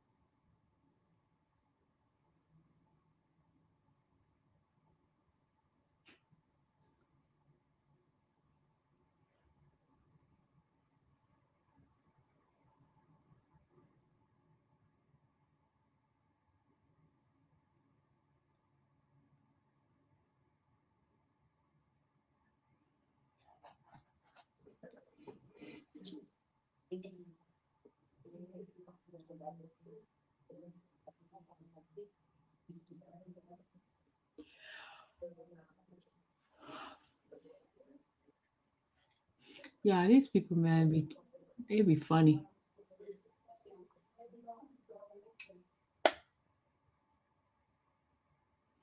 They'd be really funny.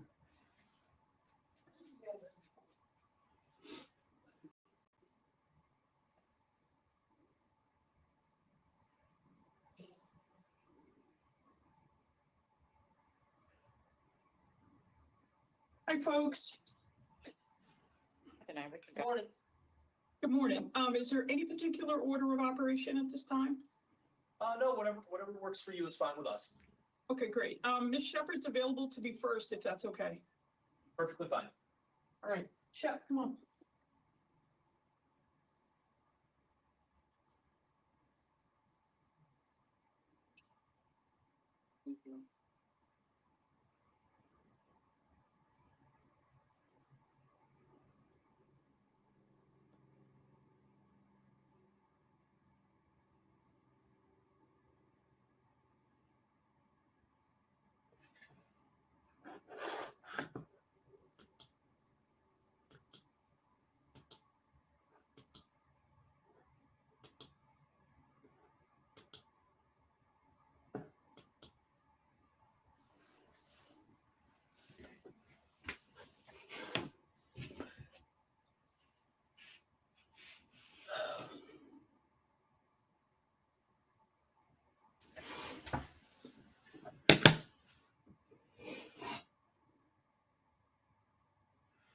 Are you? All right, good morning. Can you hear us all right?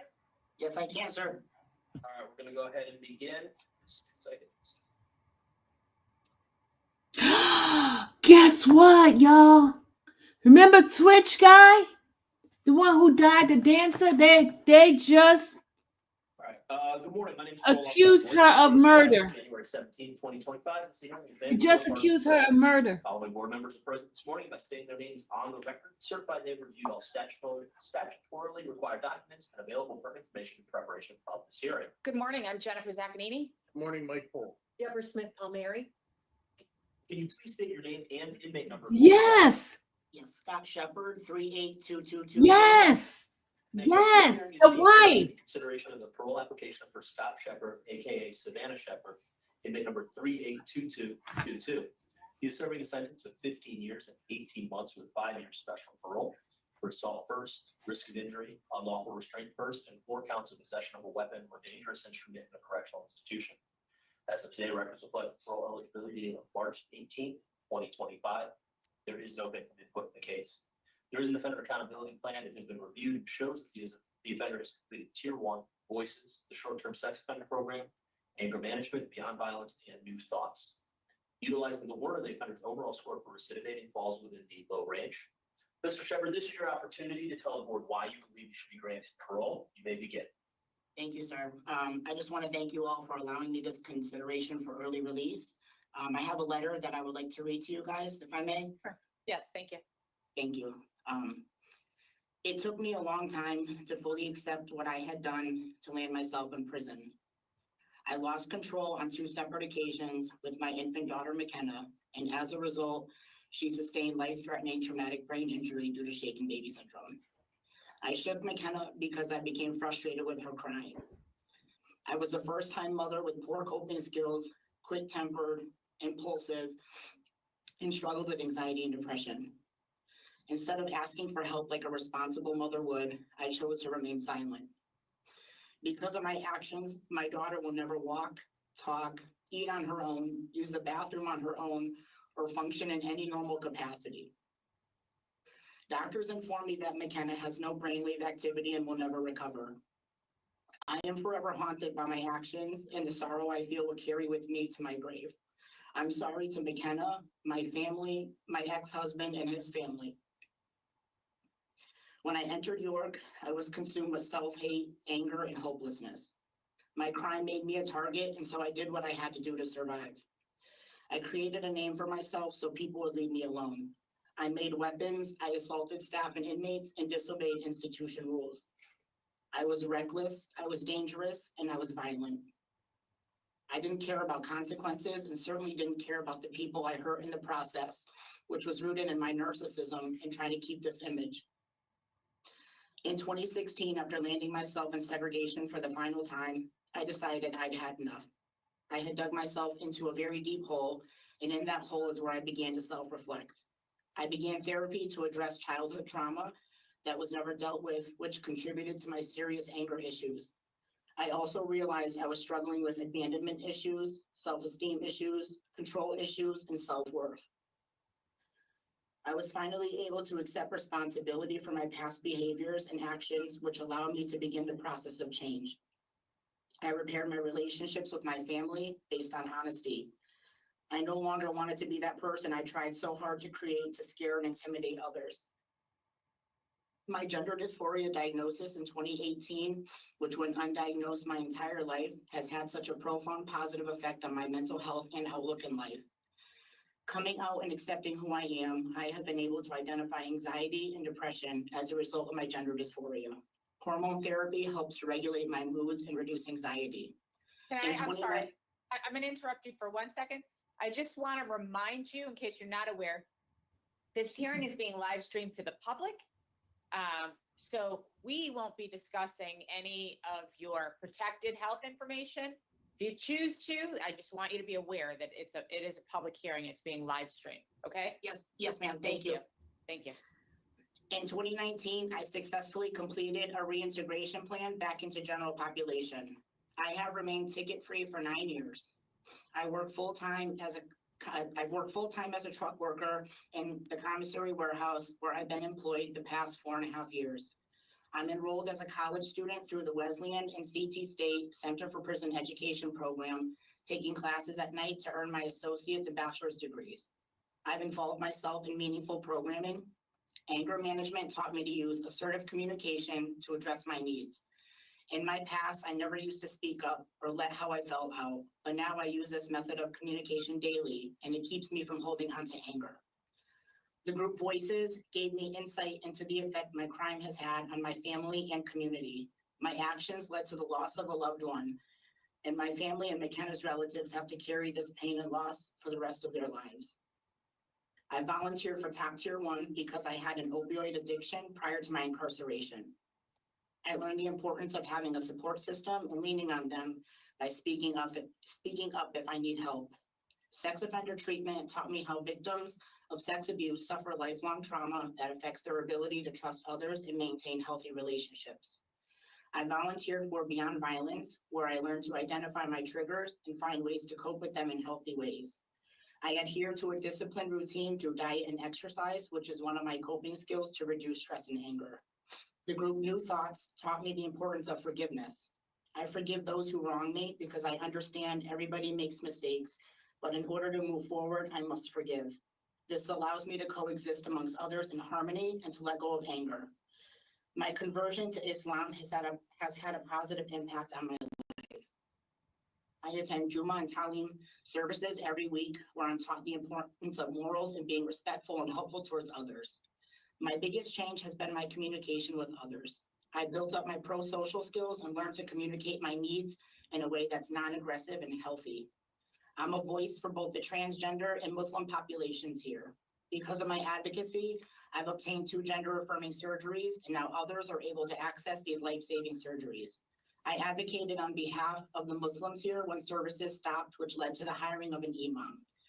My post-release plan, I have a stable and supportive home to go to with my mom. I have a solid job offer in the shipping and receiving department of Black Iron Erectors in the same town I'll be residing in. I have a therapist named Jonah Earl out of the BGC Counseling who specializes in LGBTQ, ready to schedule me in for therapy once released. I will be continuing my college education, taking classes at night on campus to earn my degrees. If possible, I would like to reapply for my EMT certification and volunteer part-time to make a positive impact on my community. I have community support through the Intra-Umma organization, which offers LGBTQ Muslims like myself a safe space to practice my religion. The person I am today would never repeat my past behaviors because I've learned to channel my anger in healthy ways. I've learned how to be around people from all walks of life and develop compassion and respect others' differences. I've learned the devastating consequences that result from stuffing feelings and emotions inside and no longer shy away from expressing myself.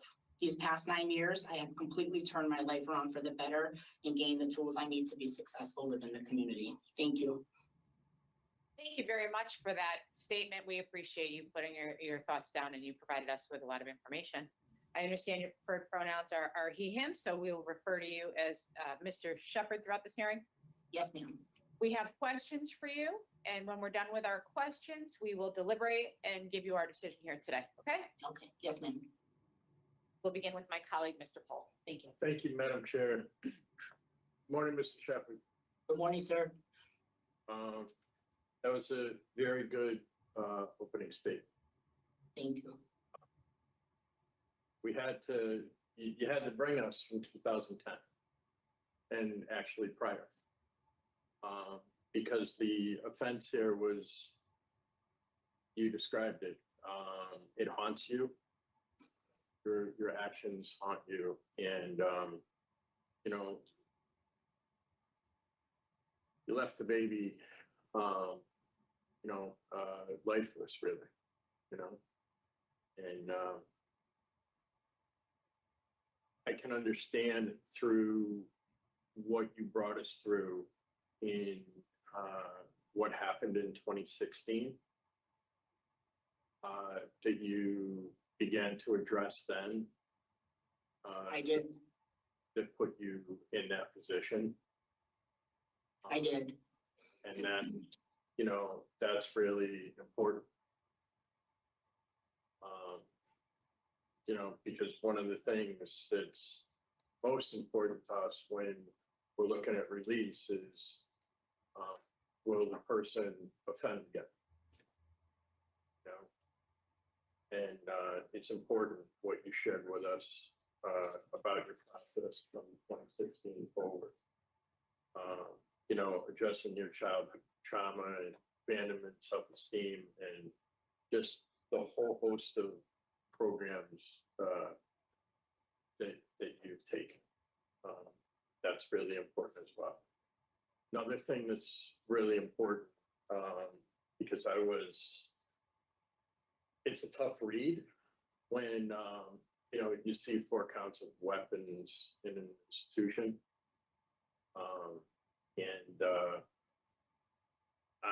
You know, you brought me anyway to a place where I understand what was going on there. It's certainly not an acceptable thing for any incarcerated person to be making weapons and then eventually to use one. You know, that's just, it's a tough thing to see. But again, it's, you know, you've done the work after that. Your beyond violence, your anger management, the Voices program, all of those programs show excellent ratings when it comes to your participation in them. And that's really important for us to see offender change. And I'm really glad that you went down the things that you've taken from each of those programs. It's really important to look at. The unlawful restraint. The unlawful restraint was another hard one to read in 2016. You know, I was having a hard time with that, understanding what was going on there. Can you talk a little bit to that offense? Sure. At that time, I was housed with an individual for about 2.5 months. Her and I were in a consensual relationship, and we did fight in the room. You know, I hit her. I had stabbed her with a pen. I was having an issue with another inmate at the time who was picking on me based on my crime. So I had gathered a piece of metal and I had fashioned it into a weapon, and I had hid it under my mattress. So somebody alerted the staff. So we had a shakedown happen. So the staff came down to the cell and they took my cellmate out and brought her to SEG. And then I had refused to come out. So I was giving the staff a really hard time. That was the impeding order. So I had 3 tickets that day. And I finally came out of the cell, went to SEG. They shook the room down. They found the weapon. So there was a DOC investigation that took place, a police investigation. So we were both of us were in SEG. And that's where the allegations of the PREA came up. And I was charged with all these things, but I took accountability for what I did for physically assaulting her. And then I went to court with the sexual assault charges, which the court dropped. And I ended up pleading to unlawful restraint. That's what happened. So you know, as a result of that, you've gone through and you've had an evaluation, right? Yes, and yes, I did. You've done the short-term program inside. I did. And that you would need to, right? That's correct. Yes. And making sure that what's happened here, I believe they're recommending that you take an additional program in the community. Okay. Is that right? Oh. Are you up to speed on what people are asking or people are recommending? Okay. I think I'm in the right place on that. I could be wrong. And certainly we want to make sure that if there are any issues that are there, that they get addressed, right? Yes. So That was important to look at. When it comes to, we talked about programs. I want to talk a little bit about substance use because there was an issue there with alcohol. There was an issue there with oxy, right? Yep. And for prescription painkillers, yes. Prior to my incarceration, yes. Was that oxy or no? It was prescription, Percocets, Vicodins, Darvocets, yes. I was getting them prescribed by my pediatrician when I was 17 for a back injury that I had sustained at that age. So when it comes to substance use, I know that you've gone through a lot during this incarceration, right? Yes. A lot of transformation, a lot of things that you've dealt with and such.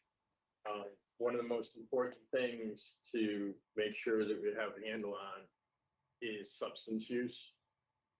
Do you know where you are in terms of recovery-based things? Yes, well, when I came in, I was clean for 2 years. I was on Suboxone.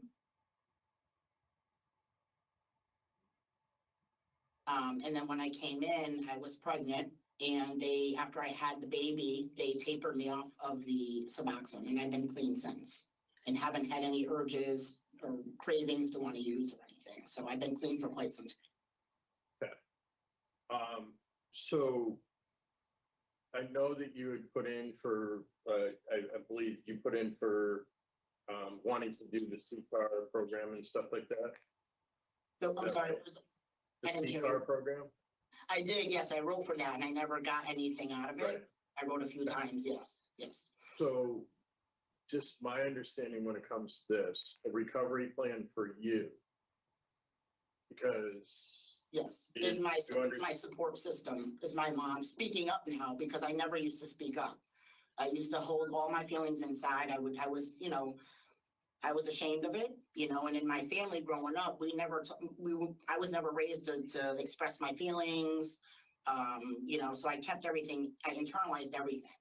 But I'm not ashamed or afraid to speak up if I need help, that's the difference now. Yep. So, but if I need help is a piece to look at. Because if you were using like that on the way in, and I know I'm not going to say it's easy because stuff's all over the place, but staying clean on the inside and staying clean on the outside are two different things, right? Yes. You know how to handle the environment in there, but when you come out here, it's a whole different environment. Correct. And the last time you saw these people were at these places and were feeling, thinking, or doing these things, they surrounded using, right? Correct. So when it comes to triggering memories, commonly triggers today, but triggering memories, when you go out there, there's all of these memories that are going to come back. Okay. Yes.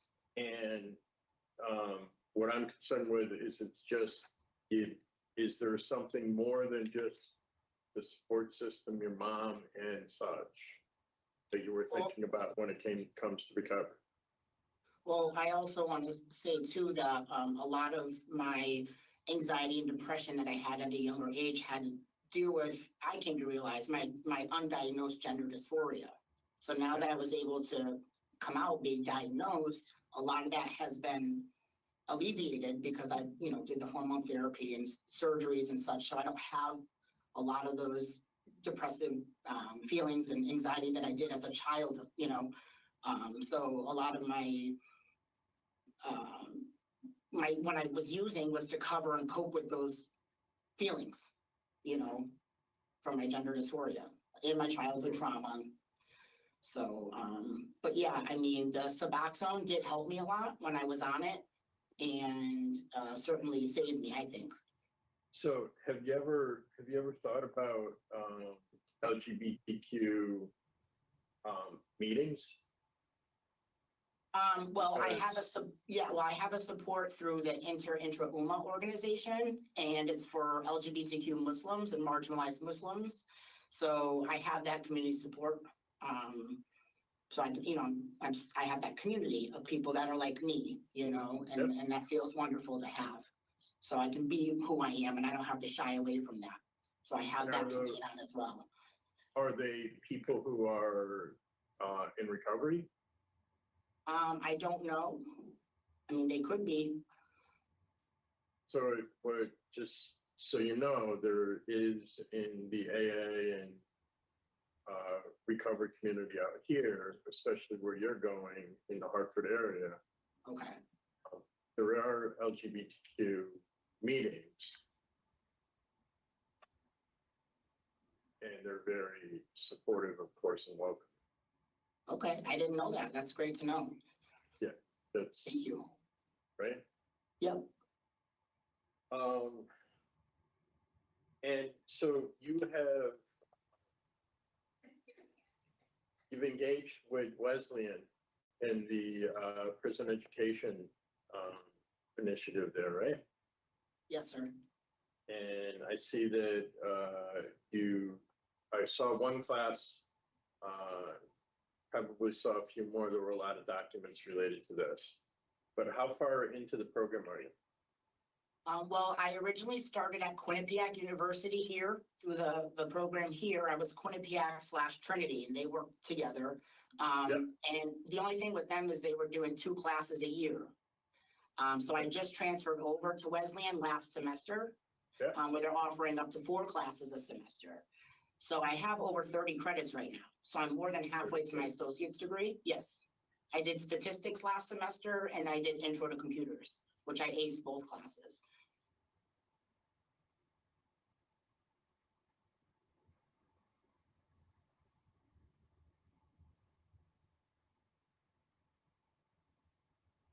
Okay, and then so at a layman's level here, what are you doing with astrophysics? I love the mathematics. I just took statistics. So this has basically opened my mind to other possibilities and different degree options for me, because I originally wanted to major in foreign language. But I got an A in math, and I love math. But so physics, the science, and the mathematics is really drawing me in. So I changed my major. I want to major in physics. And as far as astrophysics, I love to learn about the universe as a whole, space, all that stuff's very, very, very attractive to me. So I'm going to go for that. Right. There's some people that can do that, and there's other of us that can be people who appreciate people who can do that. So you do have your sponsored to your mom, and you do have a letter from employer. Yes. Lined up. And that's No, he's up here. I think that'll do it for me. I see what other board members have. Thank you, Mr. Paul. Okay, so Mr. Shepherd, I think you've covered a lot of ground with my colleague. I want to express some of my concerns. So you've talked about some of the positive things that you're doing in the facility, how you've changed over the years, but I still have remaining concerns. So I heard you say this change began in 2016? Correct. Okay. Yes. So when you had these very serious disciplinary reports, I'm curious to know why you didn't involve yourself in programming at that time. So you described the latest incident, which is a sexual misconduct, as domestic in nature, but I see in your file that you did the Beyond Violence program just a few months ago. I did, yes. Right, so why did it take 8 years to do that program? Well, because in 2016 was the last time I landed myself and said I was having This was even before my transition too. So I was having a lot of problems. I hadn't processed. It's a man my turned to a woman. childhood trauma. I mean, a woman turned to a man. My relationships with my family were very, very rocky. I So I was step still kind of away. working on that. And I wasn't being honest with myself either, you know, so I wasn't getting to the root at what was going on with me until I went to court the last time in 2016. And when I came face to face with the judge who sentenced me for my crime for why I'm here, that was one factor for me to wake up. Because she warned me. She said, if you come back into this courtroom, I'm throwing the book at you. So it was really a wake up call at that point. I was like, I need to turn things around because where I'm going is I'm going down, you know, and it's like the pain that I was putting my family through, I was realizing, you know, I needed to make changes. Otherwise, this is going to be my life. Like, what do I want out of my life? Do I want to continue doing what I'm doing and getting in trouble, or do I want to make changes? And that's when 2016 was when I really said, I need to make changes. And that's when I started therapy. I did one-on-one therapy while I was in segregation for a few years. And I was carrying around all this pain and all this trauma that I dealt with. I had never processed it, even out in the community. I was in and out of treatment, but I never really processed it. So I was able to kind of identify what was really going on with me and start working on it.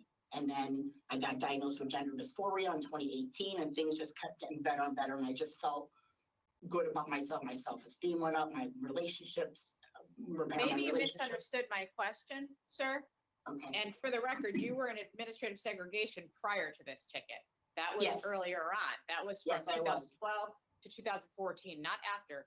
So my question was, if the incident that you described was a consensual relationship and domestic in nature, why did it take you 8 years after the incident to take a domestic violence program? I don't even have the answer for that. I just wanted to take the group to see what I can learn from it, you know. Okay.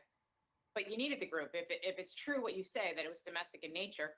And I guess I'm a little concerned that you're basically saying that the victim in that offense is lying about the details of what happened. Well, the sexual, yes, the sexual. Well, why would she but not lie? physical. Why would she make that up? Because there was a police investigation going on. Okay. And she didn't want to get charged. My thinking is she didn't want to get charged with the weapon that I had in the room. That was my thinking of it. What? So she made up a whole story about being sexually assaulted to avoid getting a ticket for a weapon in the cell? That's what I think, yes. False allegations of PREA happen a lot here. And when I had a jurisprudence hearing with the parole board in June. Yep. And I explained everything to them as well about what was going on. And it happens a lot. It does happen a lot here. Okay, but so do you admit that there was sexual contact, but it was consensual? Yes, there was. Okay, well, that's not allowed. That's against the rules of the prison. It is. Okay. So regardless of what the sexual contact was, you violated the rules. I did. Yes, ma'am. Okay. All right. I have to be honest, I'm not sure that you're being completely open with us today. And I'm a little concerned that much of your change in programming and education came this year when your parole hearing was coming up. In one of the reports we read that they wanted to house you with a roommate to prepare you for a halfway house, for community release. And you said, no, if you put someone in my cell, I'll physically harm them. You're putting someone at risk. Why would you say that just a year ago? Why? Because I don't want anybody housed with me because they house trans males with cis female inmates. And to me, that's inappropriate. I don't want to do that. So how would you transition to a halfway house? Well, I didn't want to go to a halfway house. So basically you're trying to make your own rules. No, that's not true, ma'am. I mean, threatening physical harm to other inmates to avoid getting a cellmate is certainly not something that the parole board wants to see. I understand that, but I'm trying to see change, and you're incarcerated for a very serious assault first. Right. And you've had 4 additional convictions for making weapons in an institution. And actually you used, right? You stabbed somebody with one of the shanks in one of your fights. Yes, ma'am. It's concerning to me, sir, because we see a lot of positive things that you're doing. I see all the positive things, but it makes me question whether you're doing these positive things just to get parole or if you really have changed, when at the same time I'm seeing that you're threatening to harm people. I threatened to harm because I didn't want anybody put in my cell. I knew that that was a manipulation tactic that I told the staff I didn't want to be housed with anybody so I can stay housed alone. I didn't want any false allegations of PREA. They house trans males with cis females, and to me, that's inappropriate. Yes. Yeah. And I had since rectified that with the warden. How is that And I told inappropriate? You her really the are. truth. I Let me told her shut that I up. had Let lied me to shut her, up. Let and me I shut up. apologized, and I knew it was wrong. Let me You know, shut I up, interrupted y'all. her about that, Let me you shut know, up. and she told me that she was going to keep me housed alone based on my GNC or gender nonconforming. Yeah. That You probably mind my would have been the better business. route to take. What you just described, the conversation that you had and being open and honest, and ultimately you got your wish, right? Well, but they weren't seeing that. I even showed them my reintegration plan from 2019, and they were like, well, you're not that person anymore. It doesn't matter, whatever, you're going to be housed with somebody. And I couldn't let that happen. I can't let that happen. I'm not going to be housed with a female. It's inappropriate. That's very inappropriate to me. I'm a man. I've transitioned, so, and that puts So she them got in a an ding awkward ding now? situation, She too. A lot of the transitioned. women in here are uncomfortable with us too. They don't want to be housed with us. So I don't want to get falsely accused of PREA. So that's why I lied to the warden. Yeah. But there's a lot of manipulation going on here. It was fine when you were in a sexual relationship with someone else to be housed with a woman. That was before my transition. I wasn't transitioned yet. Yes. I understand. Yes. You did receive excellent work evaluations, in anger management, voices and beyond violence programs. The tickets and the outside charges are very concerning. So what do you know of your victim's status today? Do you have family, anybody in contact with your victim? We did not, for the record, we did not receive any victim input for this hearing today. And there was outreach done by the Office of Victim Services. Do you know anything about the status, current status? I do not. Okay. All right. Ms. Smith-Palmieri. Thank you. We've covered just about everything. I just want to follow up on one small. So, Mr. Shepard, when you're interviewed by the parole officer, they asked, a common question is, can you identify any high-risk situations? So your response to that was drama, any drama. So I'm interested to hear what you can foresee to be drama that might cause you some difficulties in the community.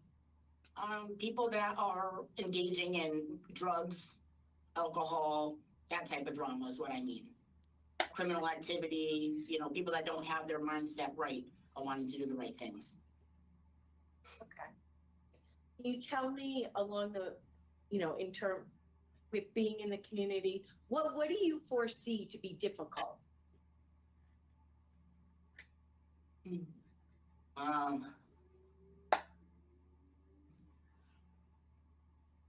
Well, I don't see much. I know it's going to be a transition. I know it's going to be a big change and a big adjustment coming from prison, doing 14 years back into the community. So that's why I have a therapist lined up.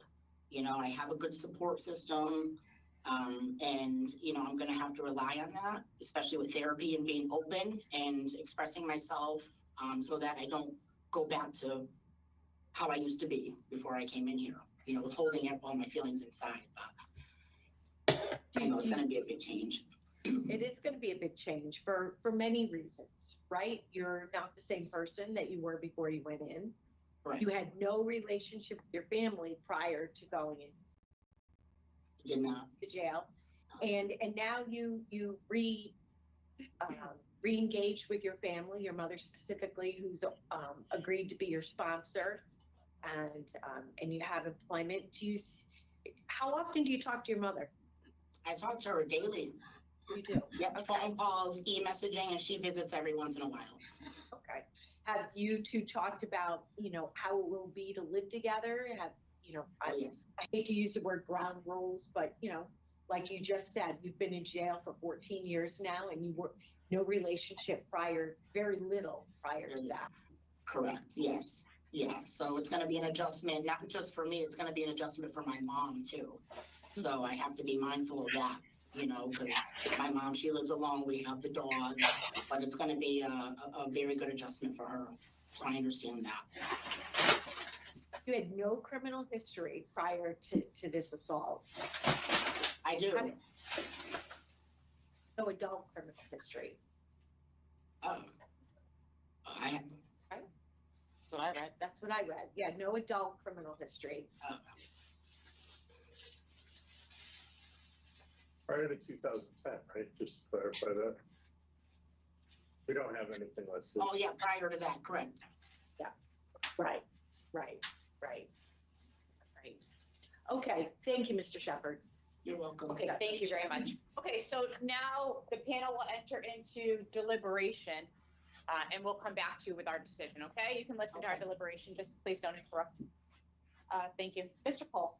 Thank you, Madam Chair. Certainly this. What do you think they're gonna do? This offense is. What do you think they're gonna do? It's a very rough one to read.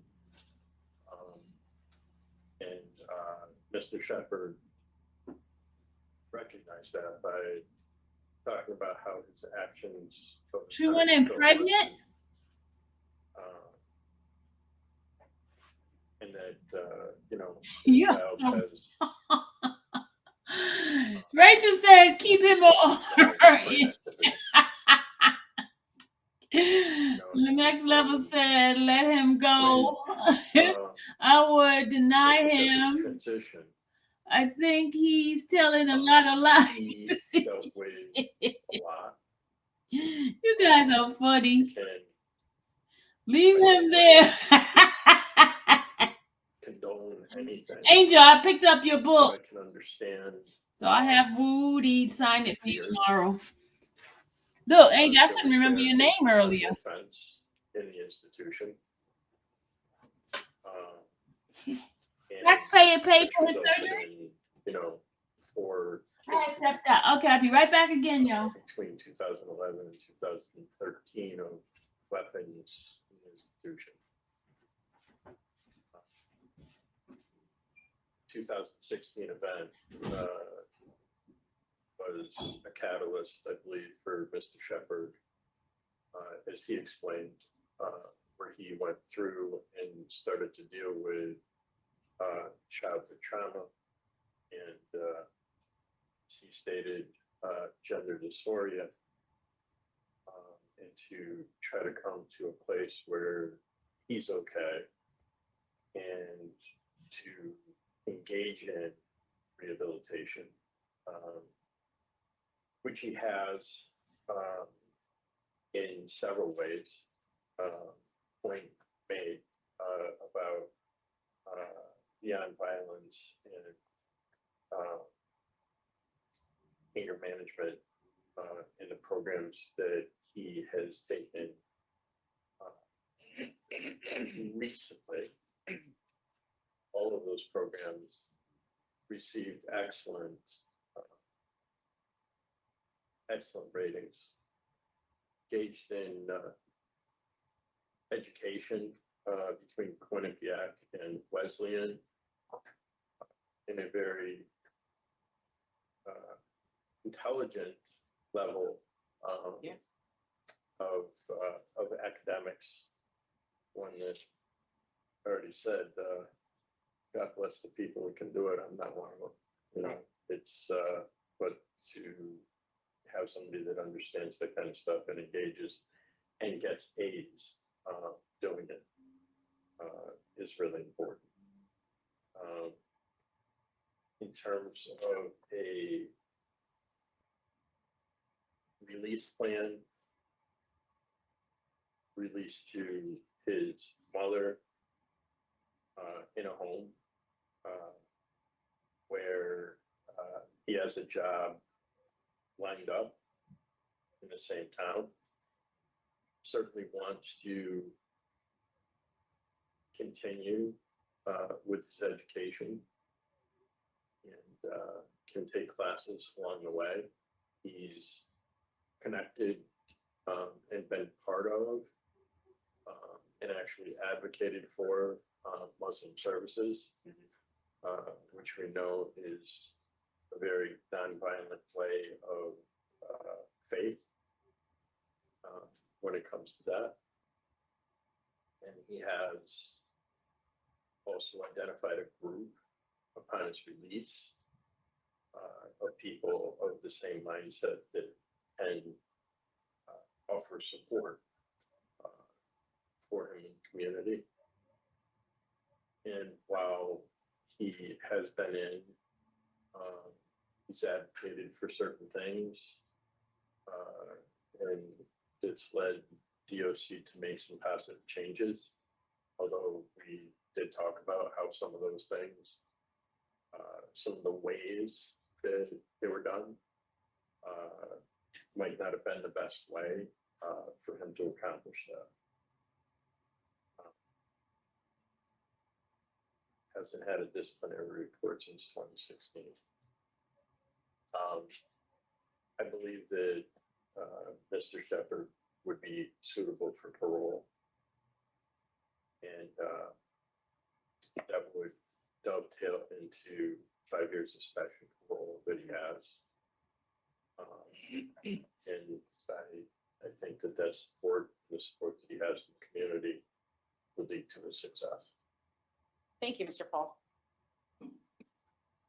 Okay, so I think I've already expressed some of my concerns. You know, while he has taken the programming, many of these incidents, and very serious incidents, you know, weapons in the facilities are a problem.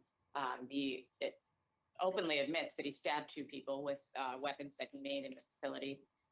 There's some dispute about whether or not the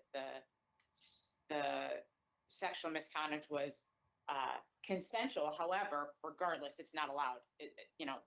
Sexual contact in a prison is not allowed.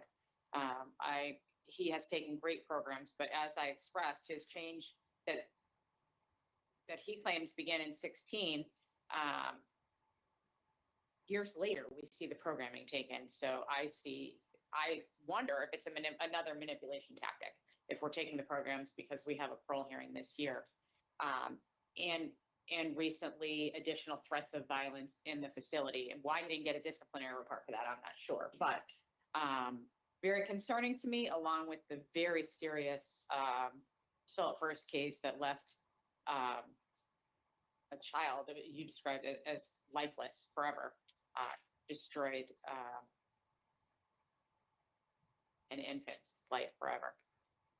He does have 5 years special to file, so we'll have the supervision that he needs to be successful and hopefully continue on what he claims to be a new positive path. But I do not feel comfortable granting parole today, so my vote would be to deny. Ms. Smith-Palmieri. Wow. Well, there's a lot happening in this case. I do think that Mr. Shepard, Mr. Polk pointed out a number of changes that Mr. Shepard has made throughout this term of incarceration.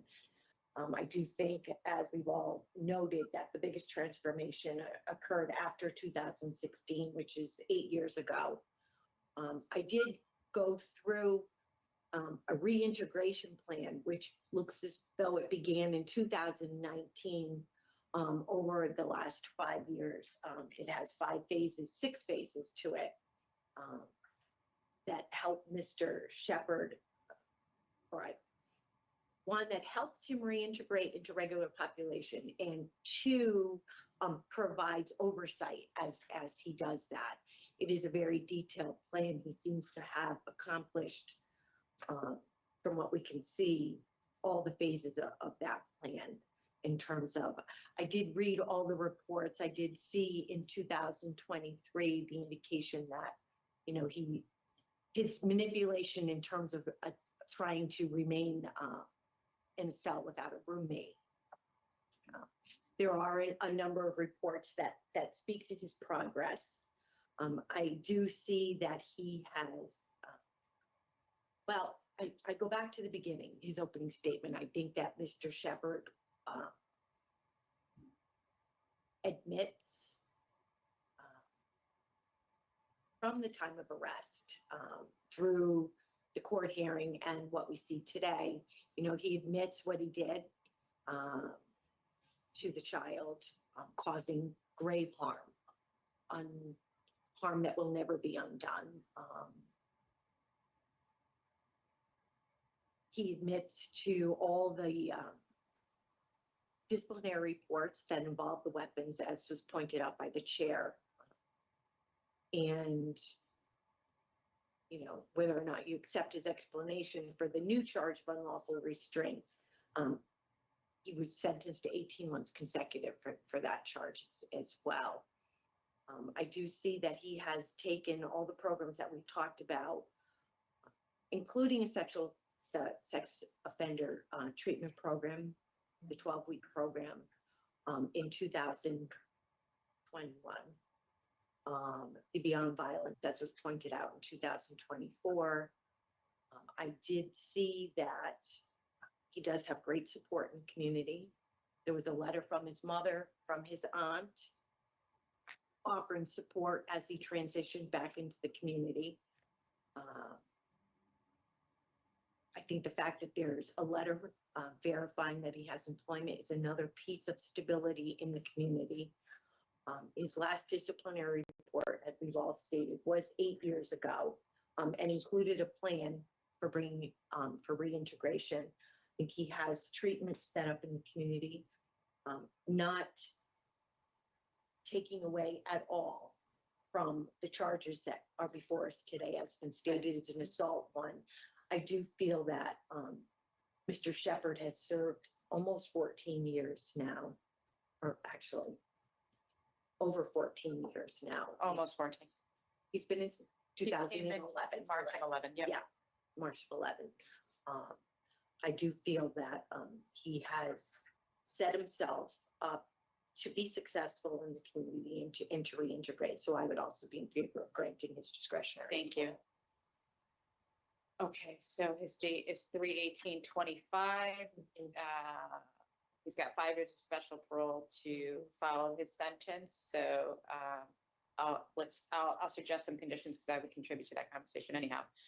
There's a victim MS, mental health evaluation and treatment, no contact with minors, no victim SC, probably sexual behavior treatment and domestic violence.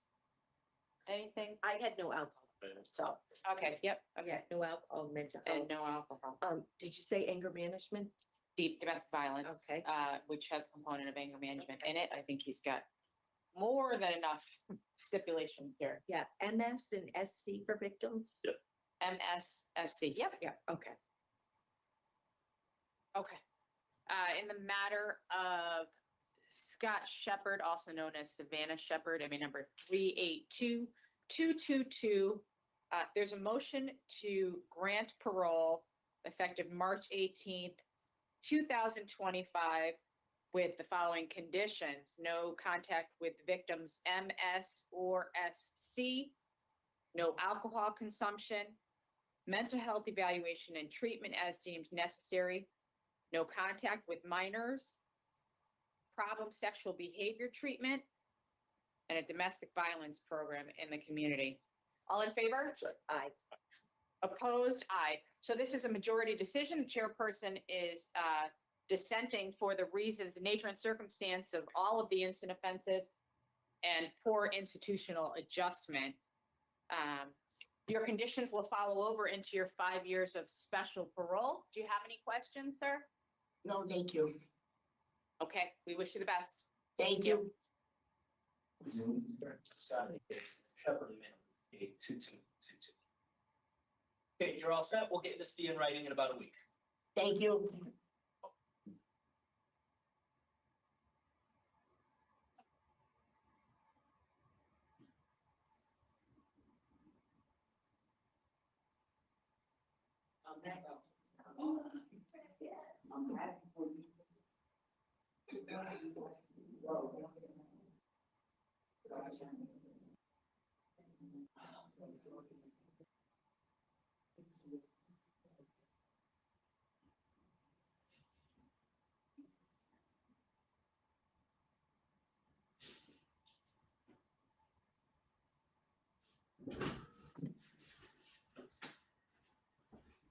Alrighty. It's all ended. I'm not gonna play this person. Do y'all want to see her?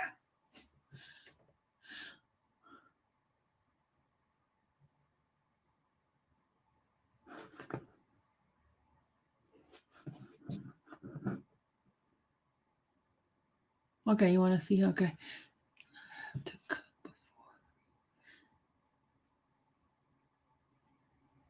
Okay, we watch her. Can we get your name, please? Yes, hello, good morning. My name is Asia Thompson. Perfect. Thank you. We'll give 1 second. Hello, good morning. My name is Asia Thompson. I wonder what Asia did. You starving, Annabelle? Go eat.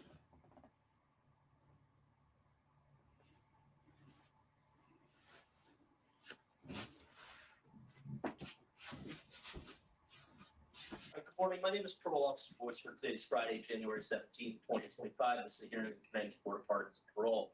Following board members are present this morning and by stating their names on the record, certify they have reviewed all statutorily required documents and available pertinent information in preparation of this hearing. Good morning, I'm Jennifer Zaccanini. Good morning, Mike Paul. Morning, morning. Deborah Smith Palmieri. Good morning. Can you please state your name and inmate number for the record? My name is Asia Thompson. My inmate number is 283610. Thank you. This hearing is being conducted in consideration of the parole application for Asia Thompson, inmate number 283610. She is serving a sentence of 6 years, suspended after 30 months with 3 years probation for possession of a controlled substance, criminal possession of a firearm, failure to appear second. As of today, records reflect the parole eligibility of September 13th, 2024. There is no victim input in the case. There is an offender accountability plan and it's been reviewed and shows that the offender has completed tier 2 and has a job. Utilizing the women's risk needs assessment award, the offender's overall score for a city dating falls in moderate range. Stops, this is your opportunity to tell the board why you believe you should be granted parole. You may begin. Hello. I have sponsors. I finished my group with tier 2. I've been compliant since I've been here. I held the same job. I do have an address to parole to. Mr. Boyce spoke to my family. I have 2 jobs waiting for me. My sister runs a grooming dog spot on the Berlin Turnpike, and my mother's friend just opened up a restaurant in New Britain on Broad Street called Tin Cup. And so they're just waiting for me to get home. This is my second time appearing in front of you. And like I said, I've been compliant. I get my OSHA 10 license this month, and I'm still in culinary class. I mean, I take full responsibility of my actions. And this is the longest I've been in jail. And I'm just ready to completely successful and just put this in my past, do my probation, and just be compliant. I hooked up with a sponsor to go to meetings when I get home. And just I'm really ready to change my lifestyle. Like, this is the longest I've been here, like I said, and I've been compliant. And I do have family members out there waiting for me. I have no children, but I do have myself, and I just haven't been living the way I should be, and I'm ready to change that. I'm ready to change that. Okay, thank you for your statement, Ms. Thompson. We do have questions for you. And when we're done with our questions, we'll deliberate and give you our decision. You've been here before. This is a rehear, right? Yes, You ma'am. were denied in July and Yes. asked to do some more work, which it appears you have done.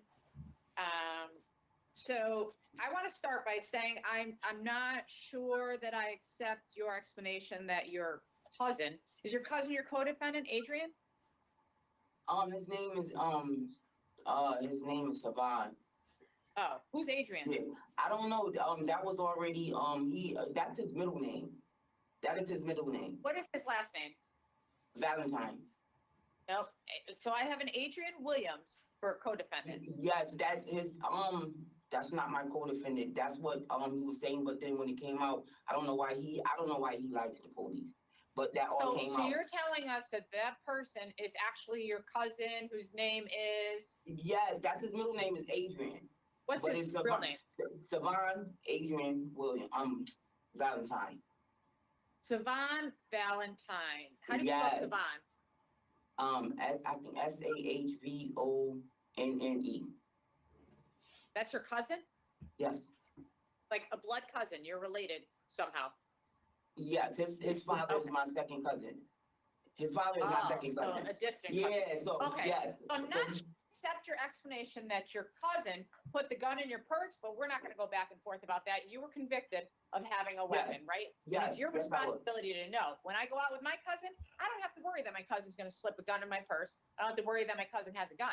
I know my cousin doesn't have a gun, or I wouldn't be hanging out with my cousin. You understand where I'm coming from? Yes, I understand where you're coming from, but the night how that happened, it just happened. Like I didn't realize it. I didn't.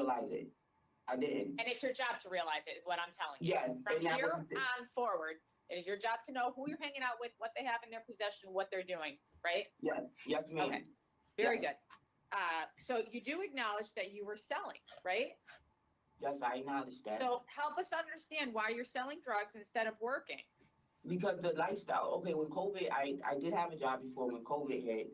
You know, I was just accustomed to a certain lifestyle. I knew it was wrong. And I knew it was wrong, and I really wanted to change. I knew I had no business doing that, but I kind of Greed, right? Are we going to attribute this to greed, wanting to have nice things? nice things. That's what I was accustomed to, and I knew it was wrong. So I take full responsibility, but I do want to change. I And understand. I'm willing to change. Because we'd rather be out of prison and not have all the nice things, right? Yes. I mean, it's not worth going to prison having nice things. And what do you have now? What do you Hey, like Kia. after all that? Nothing. So Nothing to lesson show for learned it. for you, Ms. Thompson. Lesson Yes, learned, right? ma'am. Yes, All right. ma'am. All I right. have nothing. So you did have an addiction yourself, though, right? Because I saw that you were Yes, I testing did. positive for cocaine. Yes, I did. Yeah. Okay. And Yep. you took the tier 2 program. Did you learn any tools that will help you? Yes, I did. I learned a lot. Share. I like the facilitator there. It was like hands-on. We made posters. I went to every class. I didn't miss a class, and I learned about relapse prevention. That's why I do have a sponsor now when I go home. Okay. Your sponsor is from where? Middletown. They have I mean, is it an NA sponsor? Or yeah, NA sponsor. Yeah. I have an NA sponsor now. What is your and then sponsor's first name? My sponsor first name is Valerie. She runs the St. Vincent de Paul's on Main Street. Valerie from St. Vincent de Paul. Okay. Yep. They have they hold NA meetings there, and then they have one in Portland. So you're planning to go to NA meetings, right? Yes, ma'am. What else? What else is part of your relapse prevention plan? My job. I have 2 jobs waiting for me. I read about the dog grooming, and what's the other one? The one is the restaurant, because right now I wash dishes here. So I have my mother's friend opened up a restaurant. It's called 10 Cup in Britain on Broad Street. Nice. Okay. 10 Cup. Oh, that's a cool name. All right. Yep. Okay. So you're going to work at a restaurant. You're going to do dog grooming. You're going to go to NA meetings. You have Yep. when you're feeling like you need some help. Mm-hmm. That's great. You're off to a good start. I am, and I do have a place to go to. Mr. Boyle has the address, and there's no drugs there. Yes, there's no drugs there. So I'm all right. I think I'm in a good space, and like I said, I do take action for my responsibility. Action for my responsibility? Convicted? He's going to court somewhere else. I don't know. I have no contact. You take action for her responsibility. How that happened that night, like it should have never happened. It really shouldn't have. Understood. But you know, I'm looking at your criminal record, and this has been going on for a while. So your whole mindset has to change. It all has to. Everything has to be different. Ready. This the longest I've been incarcerated, and I lost everything. I have nothing. I have nothing. Okay. Well, so why, if you had all this money, why were you living in a hotel? Because I didn't want to be at home doing what I was doing. At home, where is home? I was living on Silver Street when this happened, but I lost everything. Okay. So I just happened to be at a hotel and stuff, getting a break from my, my house, but I have nothing now. So that's where, that's how the ended up with the situation with my cousin, because he asked me Right. like, could I come talk to you? So I didn't know what was going on with him. That's how that's exactly how that happened. Well, now you know. Yes. Did you apply for a sentence modification? No, I had to, the judge forgot to tell me to, that I had to go register. So I did a video on July 18th. Yeah. Video to, so she could remind me that I have to go register when I get out on, at the barracks in Meriden. Oh, the deadly weapon offender registry? Yes, Yeah, ma'am. okay. Yeah. All right, and did you finish the culinary arts program? I will be done in March. I think I have like, I'm on salad chapter 22 and I have to do my resume and, learn how to fill out the job application. Oh, good. And then I'll be done. And I get my OSHA 10 the next week, the 23rd. 10 next week. Wow. Okay, Yeah. good. Hopefully all these skills can help you. You still working in the kitchen? Yes, ma'am. And I'm What are you doing there? I wash dishes. No, you ticket free. What do you do in the kitchen?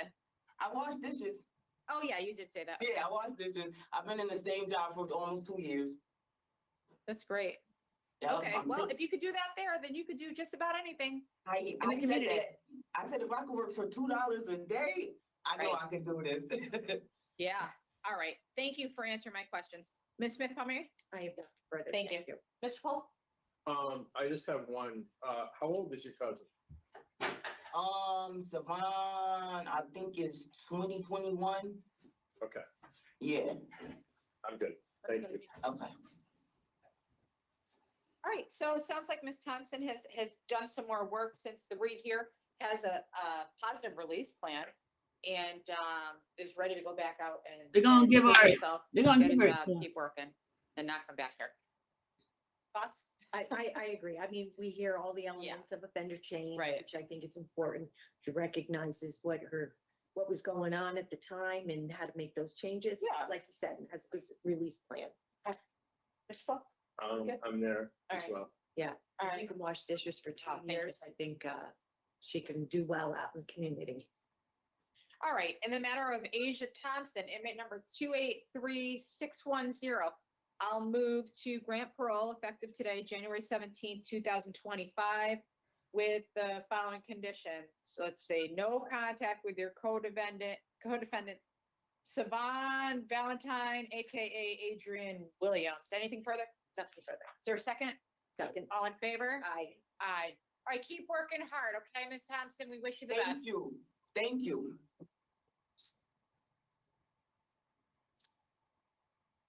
All right, they gave it to her. Are they gonna do another one? That one was an easy one. We can end.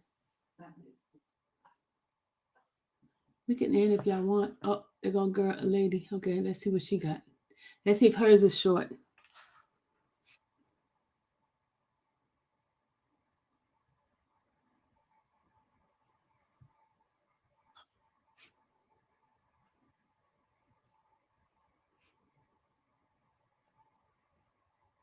We're going to take a 5-minute recess and we'll be right back. Thank you. You're welcome.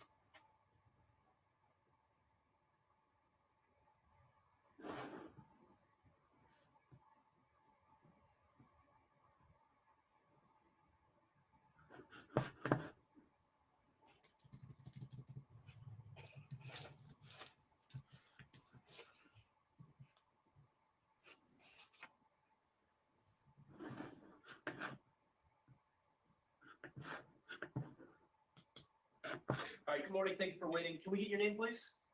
Lady Vasquez. Good morning. All right, good morning. My name is Parole Officer. It is Friday, January 17th, 2025. This is hearing of Connecticut Board of Pardons and Parole. Following board members are present this morning, and by stating their names on the record, certify they have reviewed all statutorily required documents and available pertinent information in preparation of this hearing. Good morning, I'm Jennifer Zachnini. Morning, Mike Paul. Deborah Smith Palmieri. Good morning.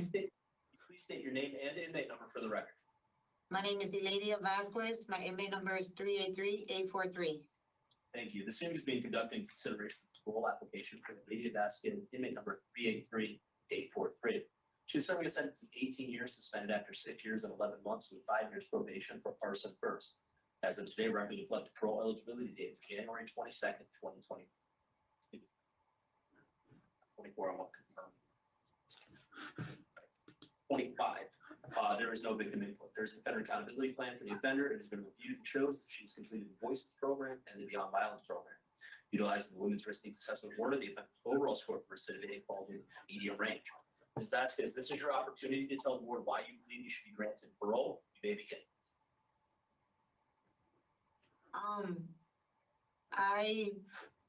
The person that I was before isn't the person that I am now. I made a big mistake when I was out there. You know, I apologize and I am sorry to my victims of what I did, and I shouldn't have did what I did. It was a mistake. I apologize to the community and to everybody that had anything to do with, you know, the arson that I did. It was a mistake.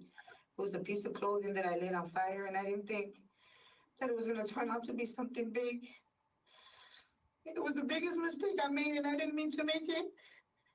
And it took all these years away from everybody, and I'm so sorry. Being incarcerated made me realize everything that, you know, I lost, and not even just me, everybody else.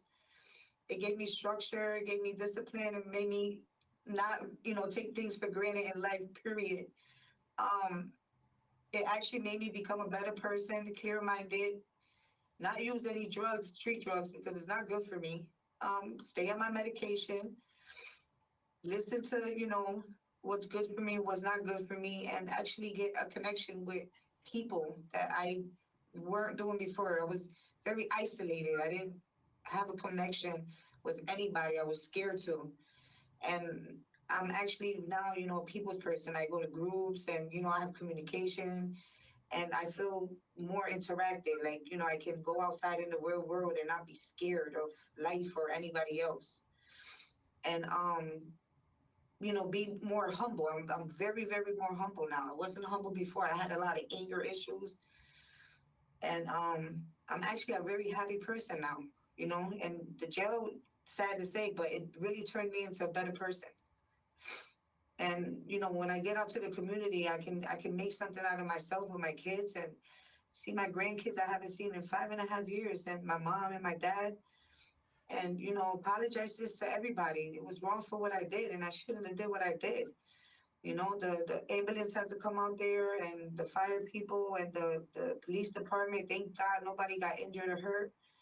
You know, 10 people did go to the hospital for smoke ventilation, but it wasn't as bad. I did leave. I did stay at the scene. I didn't leave.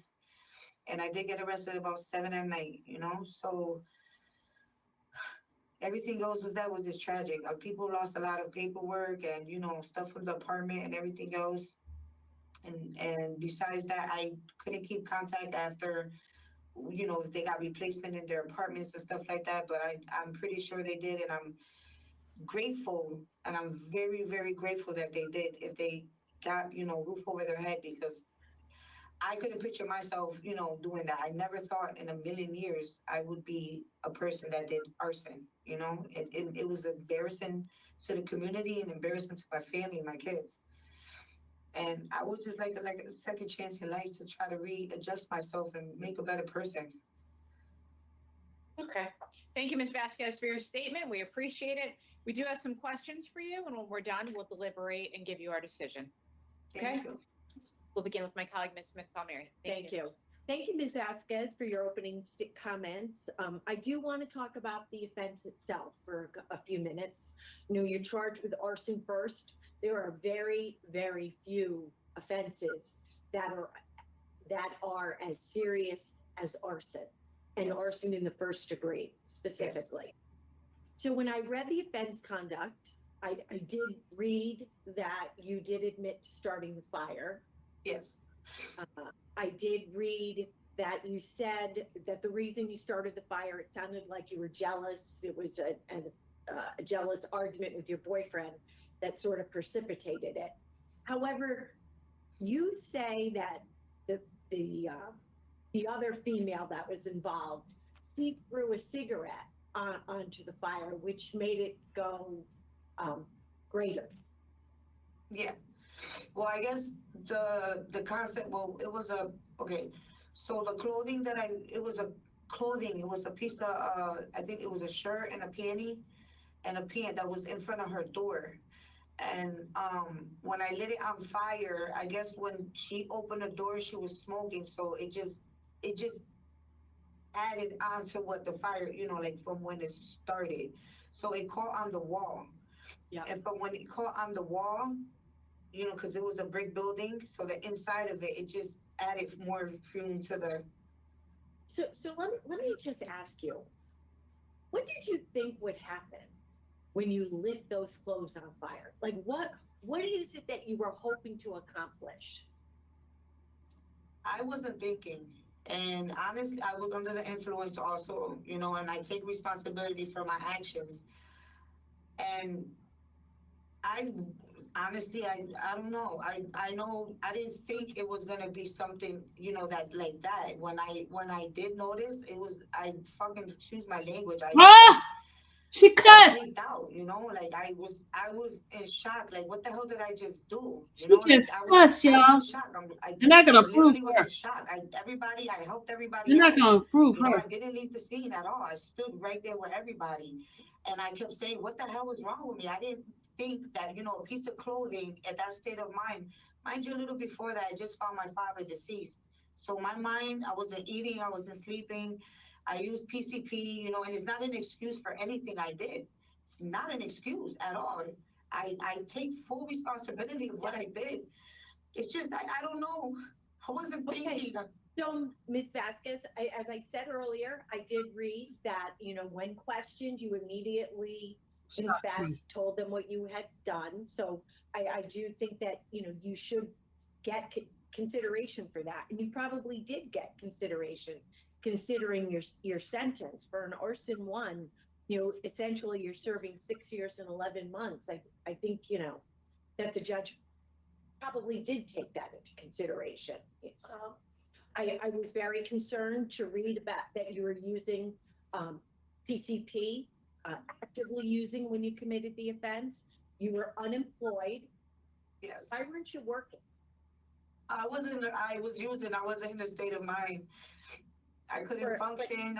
I wasn't on my medication. I wasn't stable. I was in the wrong relationship, an abusive relationship. I was trying to be a caretaker for him because he had grandma seizures. So I wasn't focusing on myself. So how are you supporting yourself?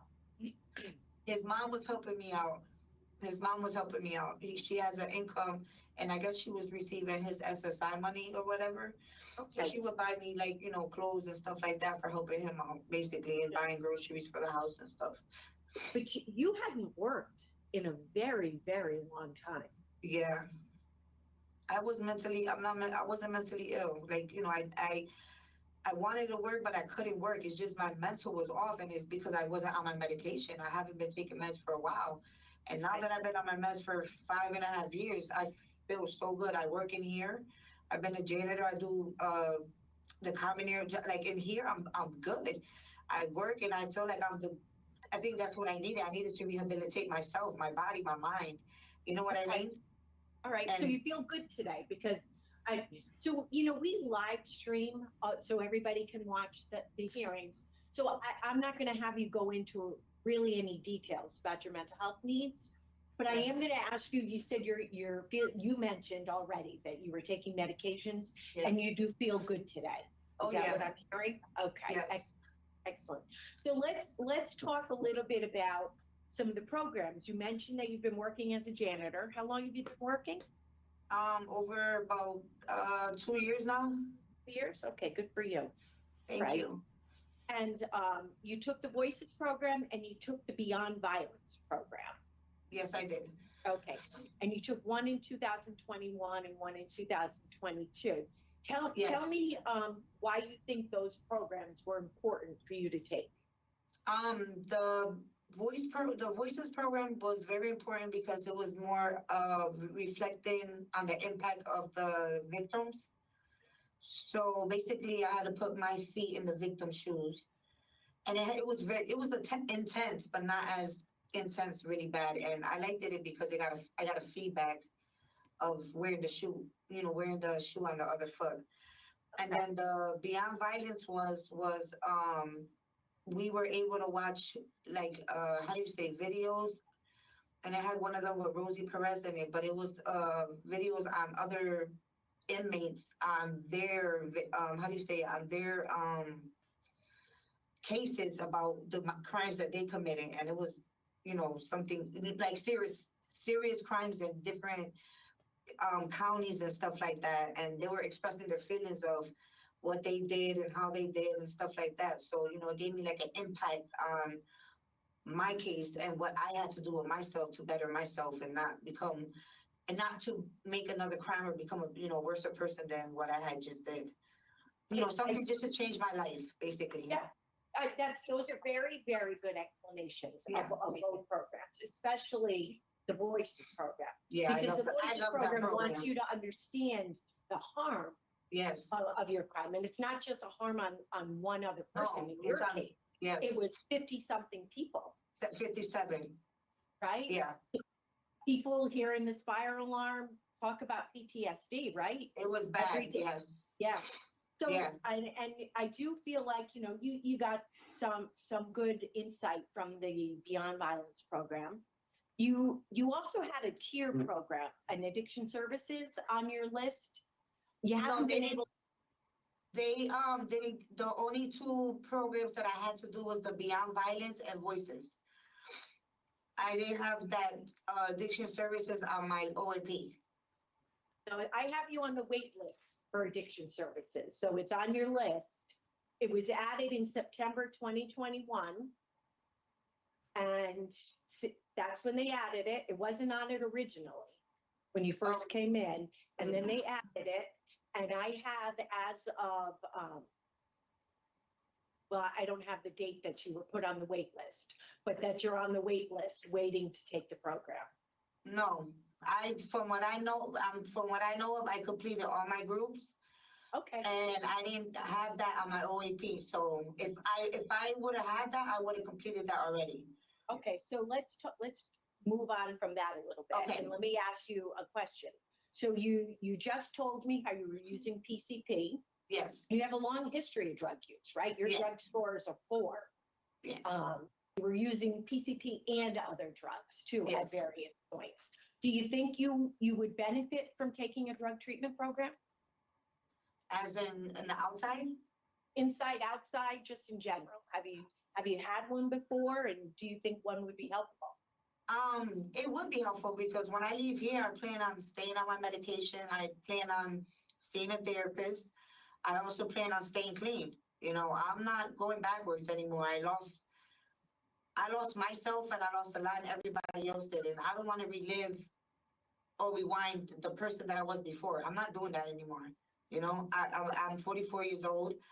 My grandkids, I met I met two of them and two were born and I haven't met. I'm not living that lifestyle anymore. I can't afford to do that. My mom, you know, she's diabetic. You know, it's just a lot of things that I have to take. I can't do it.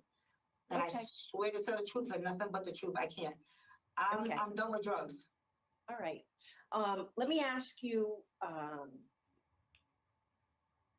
your release plan. Oh, let's talk about your disciplinary reports. You have eight tickets. 8. The most recent ticket 8? is for a fight, and that's after you've taken to be on violence program. Yeah. Before that is disobeying a direct order. You have a ticket for intoxication. Intoxication? How you get intoxication in jail? That you have some substance abuse needs. How do you you know, and stuff I'm like just that in going jail? back to 2020. So why do you think you're having so many troubles getting along at the prison and following? Well, no, it's hard in here. It's very hard in here. Well, it's not supposed to be easy. I know. Yeah. I get picked on a lot, you know, and the fights that I have gotten, you know, I'm quiet. I stay in my room. I mind my business. And, you know, there's girls that are bullies in here. Richard The last said, recent I'll fight change that my I had, mind. you know, girl, she smacked my face. I tried not to retaliate, you know, and it was in the bathroom. I was scared and I was brushing my teeth and she just attacked me. So I fought back and they called the code and I went to say, you know, they put me in pending investigation. And yes, I did hit back and I take responsibility for that too. I didn't know what else to do. It was two black girls that were in the bathroom and she was the one that smacked me and her friend was there. I thought the girls were gonna jump me. So my defense was to hit Two back. black girls. Why did you have to say the color? They couldn't really tell who did what first because it was in a bathroom and there's no cameras in the bathroom. And the two officers, so like every fight that I did have wasn't me picking the fight, it was me defending myself. I'm not a problem starter in here. I was just trying to get by my time. Because, you know, it's important when we talk about, you know, we use the term offender change, right? Yes. So we want to see how you progressed in terms of how you handle situations, for you especially, how you handle anger. You know, this charge, you were angry, you were not thinking correctly, you were being reckless. So our job today is to kind of see how you manage those feelings, those behaviors. What about the intoxication ticket? So the intoxication ticket was, so when I came in here, I signed up for Suboxone. And so since I didn't come in Suboxone, they couldn't put me on it. So the lady approved me and told me that I was able to get on Suboxone 2 weeks before I left. And it was because I told her, you know, my addiction for also, you know, pills and stuff like that. So I also go to NA. Lying right there. And I did AA for a little bit. And then I really transferred over to NA because NA is what I really needed. And so when I got up with the two directors and, you know, going to the classes and stuff like that, they approved me, they were gonna put me on it, whatever. And then the lady said, well, we'll figure it out 2 weeks after, you know, 2 weeks before you leave. So, you know, prior to that, I said, okay, well, I can do that. So, you know, I don't know what got into me. One of the girls came in with Suboxone and stuff like that. And I ended up taking a piece of Suboxone. And I guess 8 of the girls got into like a big thing in one of the other buildings. And I guess the COs, you know, locked us down and found some other stuff over there with the girls. So I guess Now they ended she's up, blaming somebody you know, else. telling on us. What's your parole? I guess I'm missing the point a little bit. See, you know, you've been incarcerated since 2019. And in 2022, you decide to use Suboxone. I just don't know why you felt it. I was just thinking maybe helpful. It was just me not thinking, but it was me also thinking that maybe by me getting that urine, I can actually get on it before the time that I leave. You know what I mean? Because they done it before here, but it was a stupid mistake because it didn't help me out at all. You know what I mean? So, so it was Yeah, It not was- kind it of was- thinking through what the consequences of the situation would be. Right, Like if you're testing stupid. positive for Suboxone, where did, they know you didn't come in with it. Well, no, they didn't, but. Yeah. So, I mean, but I was honest with them at the end of the day, because I don't lie, I can't be, Yeah, I around don't the think bush she's, lying about she stuff hasn't like that answered anyway, anything so. that what she's doing and make You just changes. need to, own up I always do. to things. All right. So you're talking about you want to go to a halfway house, Mm-hmm. okay? And that you'll look for employment. She doesn't have because you a haven't worked in a solution. while. So Oh, your plan yeah. is to look for employment. Mm-hmm. Yes, All right. She doesn't have any All right. solution. Any thoughts about getting your GED? I was trying to get it here, and See, then she COVID ain't doing came. nothing, y'all. She My ain't doing teacher, nothing to she help had a herself out. baby, then she left. She's making And excuses then it was out of too much everything. promotions. We got rated here for, a person that brought in a I lot hate of all her drugs. excuses. It got shut down for a while. So basically it was like non-functionable. I couldn't focus in school with the right teachers, and making then the all girls the fighting in there all the time, trying to do going something codes to and make stuff like that. changes. So I will do it on the outside. Yes, I will. But you So, didn't do anything inside. You have not had you don't have a good track record. See? Doing well on probation or See? parole in the community.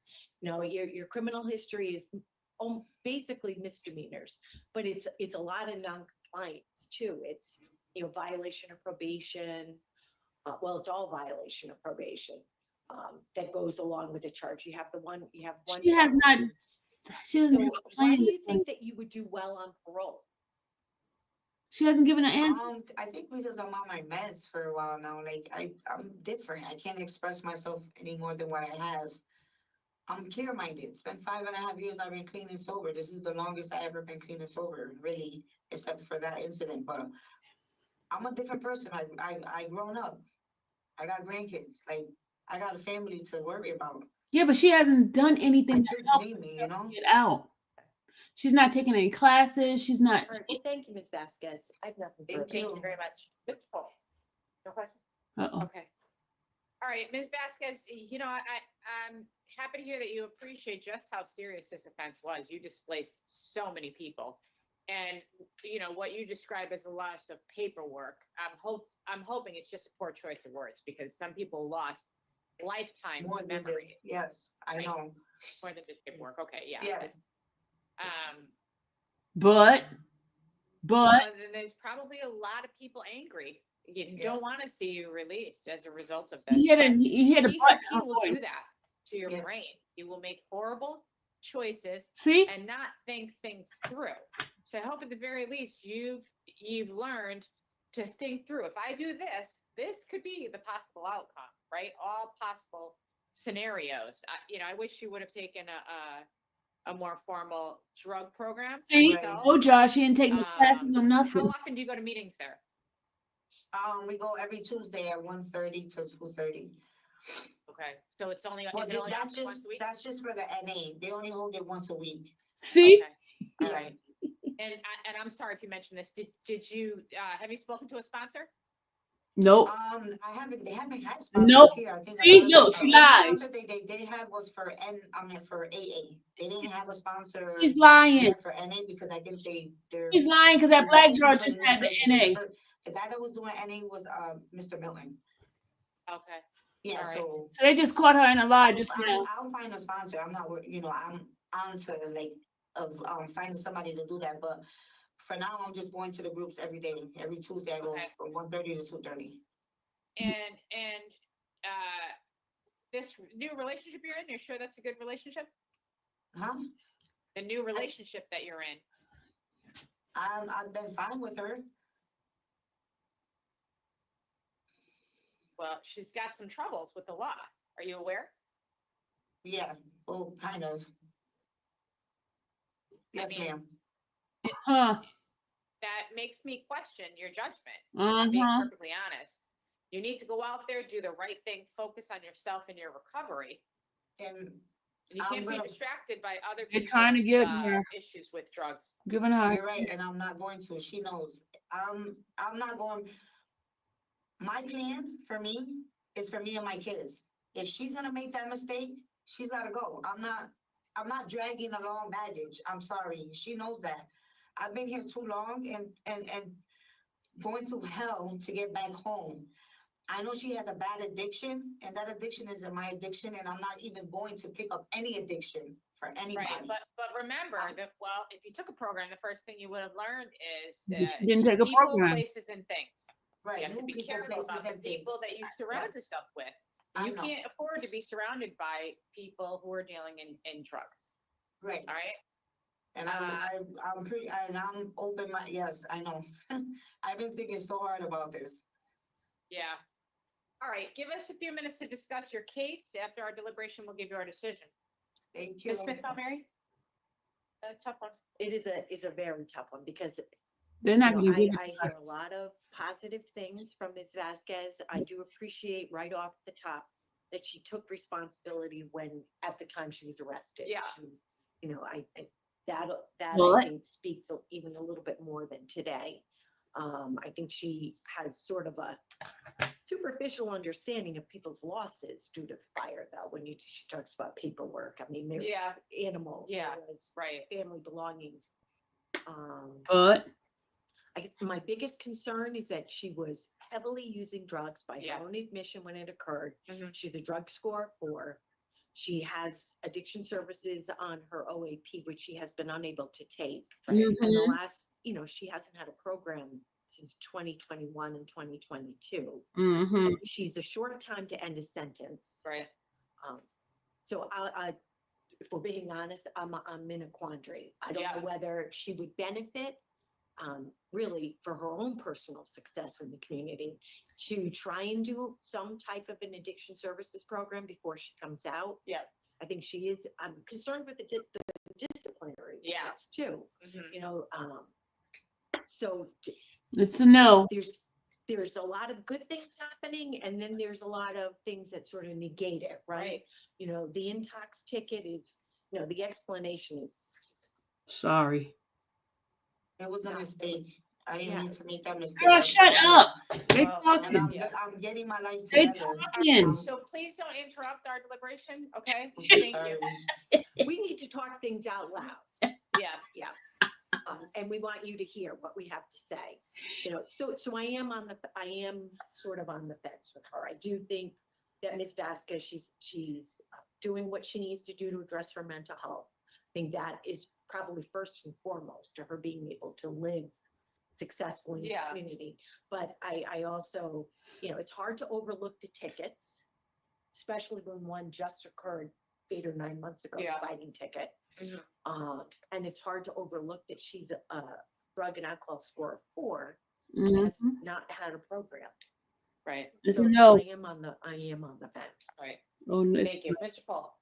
Thank you, Madam Chair. I'm not really on the fence on this. I had the same concern. Mhm.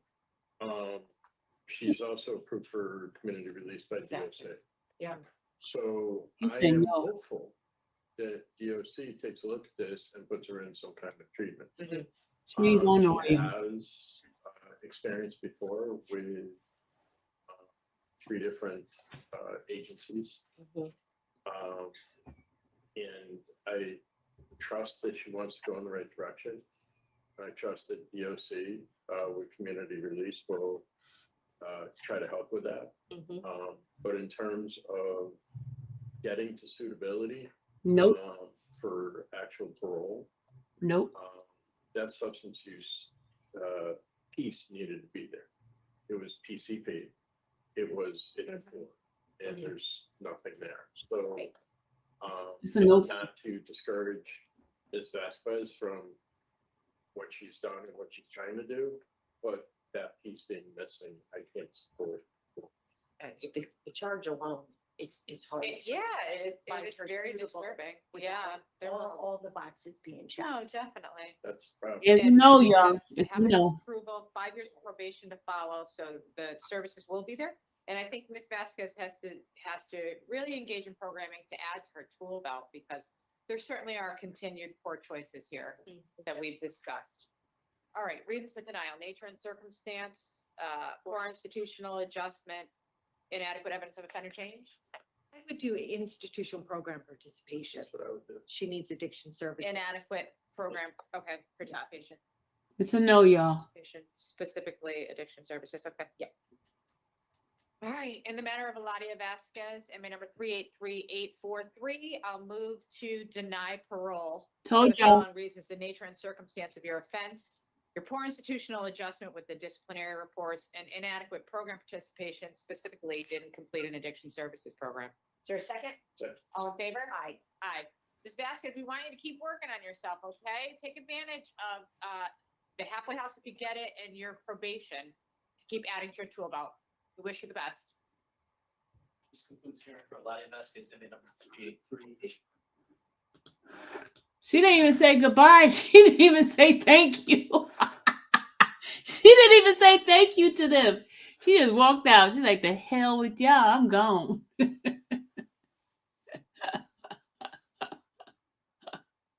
She was mad. Y'all, I watched so many of this stuff. I already know when they're going to tell them no. She didn't do anything to help her program. She didn't do not a thing. She flipped them off like Nicholas did us. She is like, she said, hell to the no. We are not, I'm not even going to say goodbye to y'all. I am not. Y'all couldn't go suck an egg. That's what she said to them. All right, y'all, we're going to end this and we're going to go to our,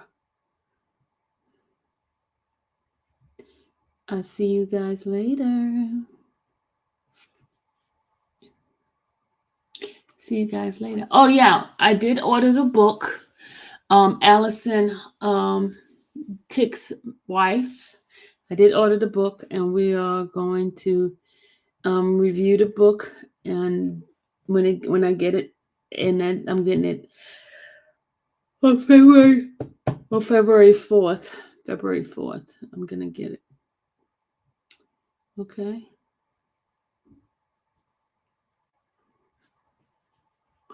All right. Angel, you guys, I'll see you in a few. All right. I'll see you guys in a few. All right, guys. Peace out.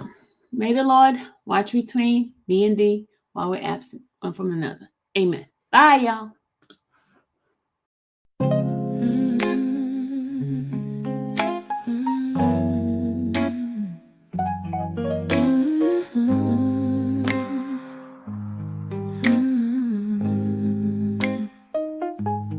Thank you for watching the infamous Sylvia channel, where laughter and fun make up our panel. Together we build this digital spree. We appreciate you and our growing family. With mods by our side and chat flowing free in this online space. It's just you and me, we laugh until tears roll down like the rain. In this virtual world, you ease all my pains. We're family, not just a show. Every click and comment makes us grow. Mods and chat, keeping the vibe so right. Together we shine like stars in the night.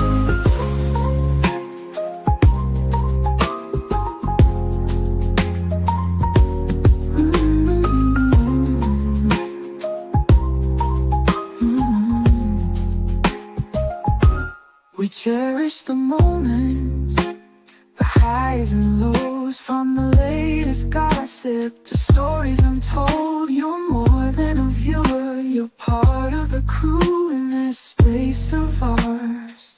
It's all because of you. This digital world where emotion is shared, every post and reaction showing we care. The love is real in this virtual domain. With every sign, enjoys what we'll gain. We're a family, not just a show. Every click and comment makes us grow. Mars in check, keeping the vibe so right. Together we shine like stars in the night. We're a family, not just a show. Every click and comment makes us grow. Mars in check, keeping the vibe so right. Together we shine like stars in the night.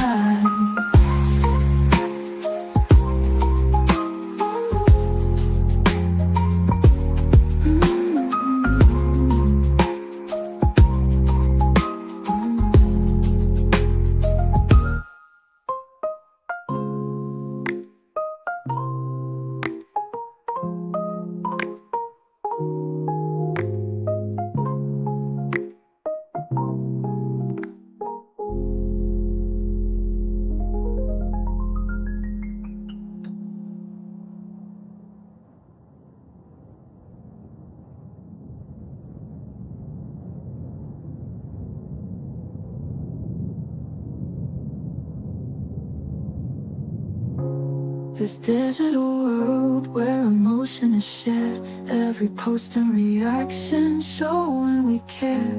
The love is real in this virtual domain. With every sign, enjoys what we'll gain. We're a family, not just a show. Every click and comment makes us grow. Mars in check, keeping the vibe so right. Together we shine like stars in the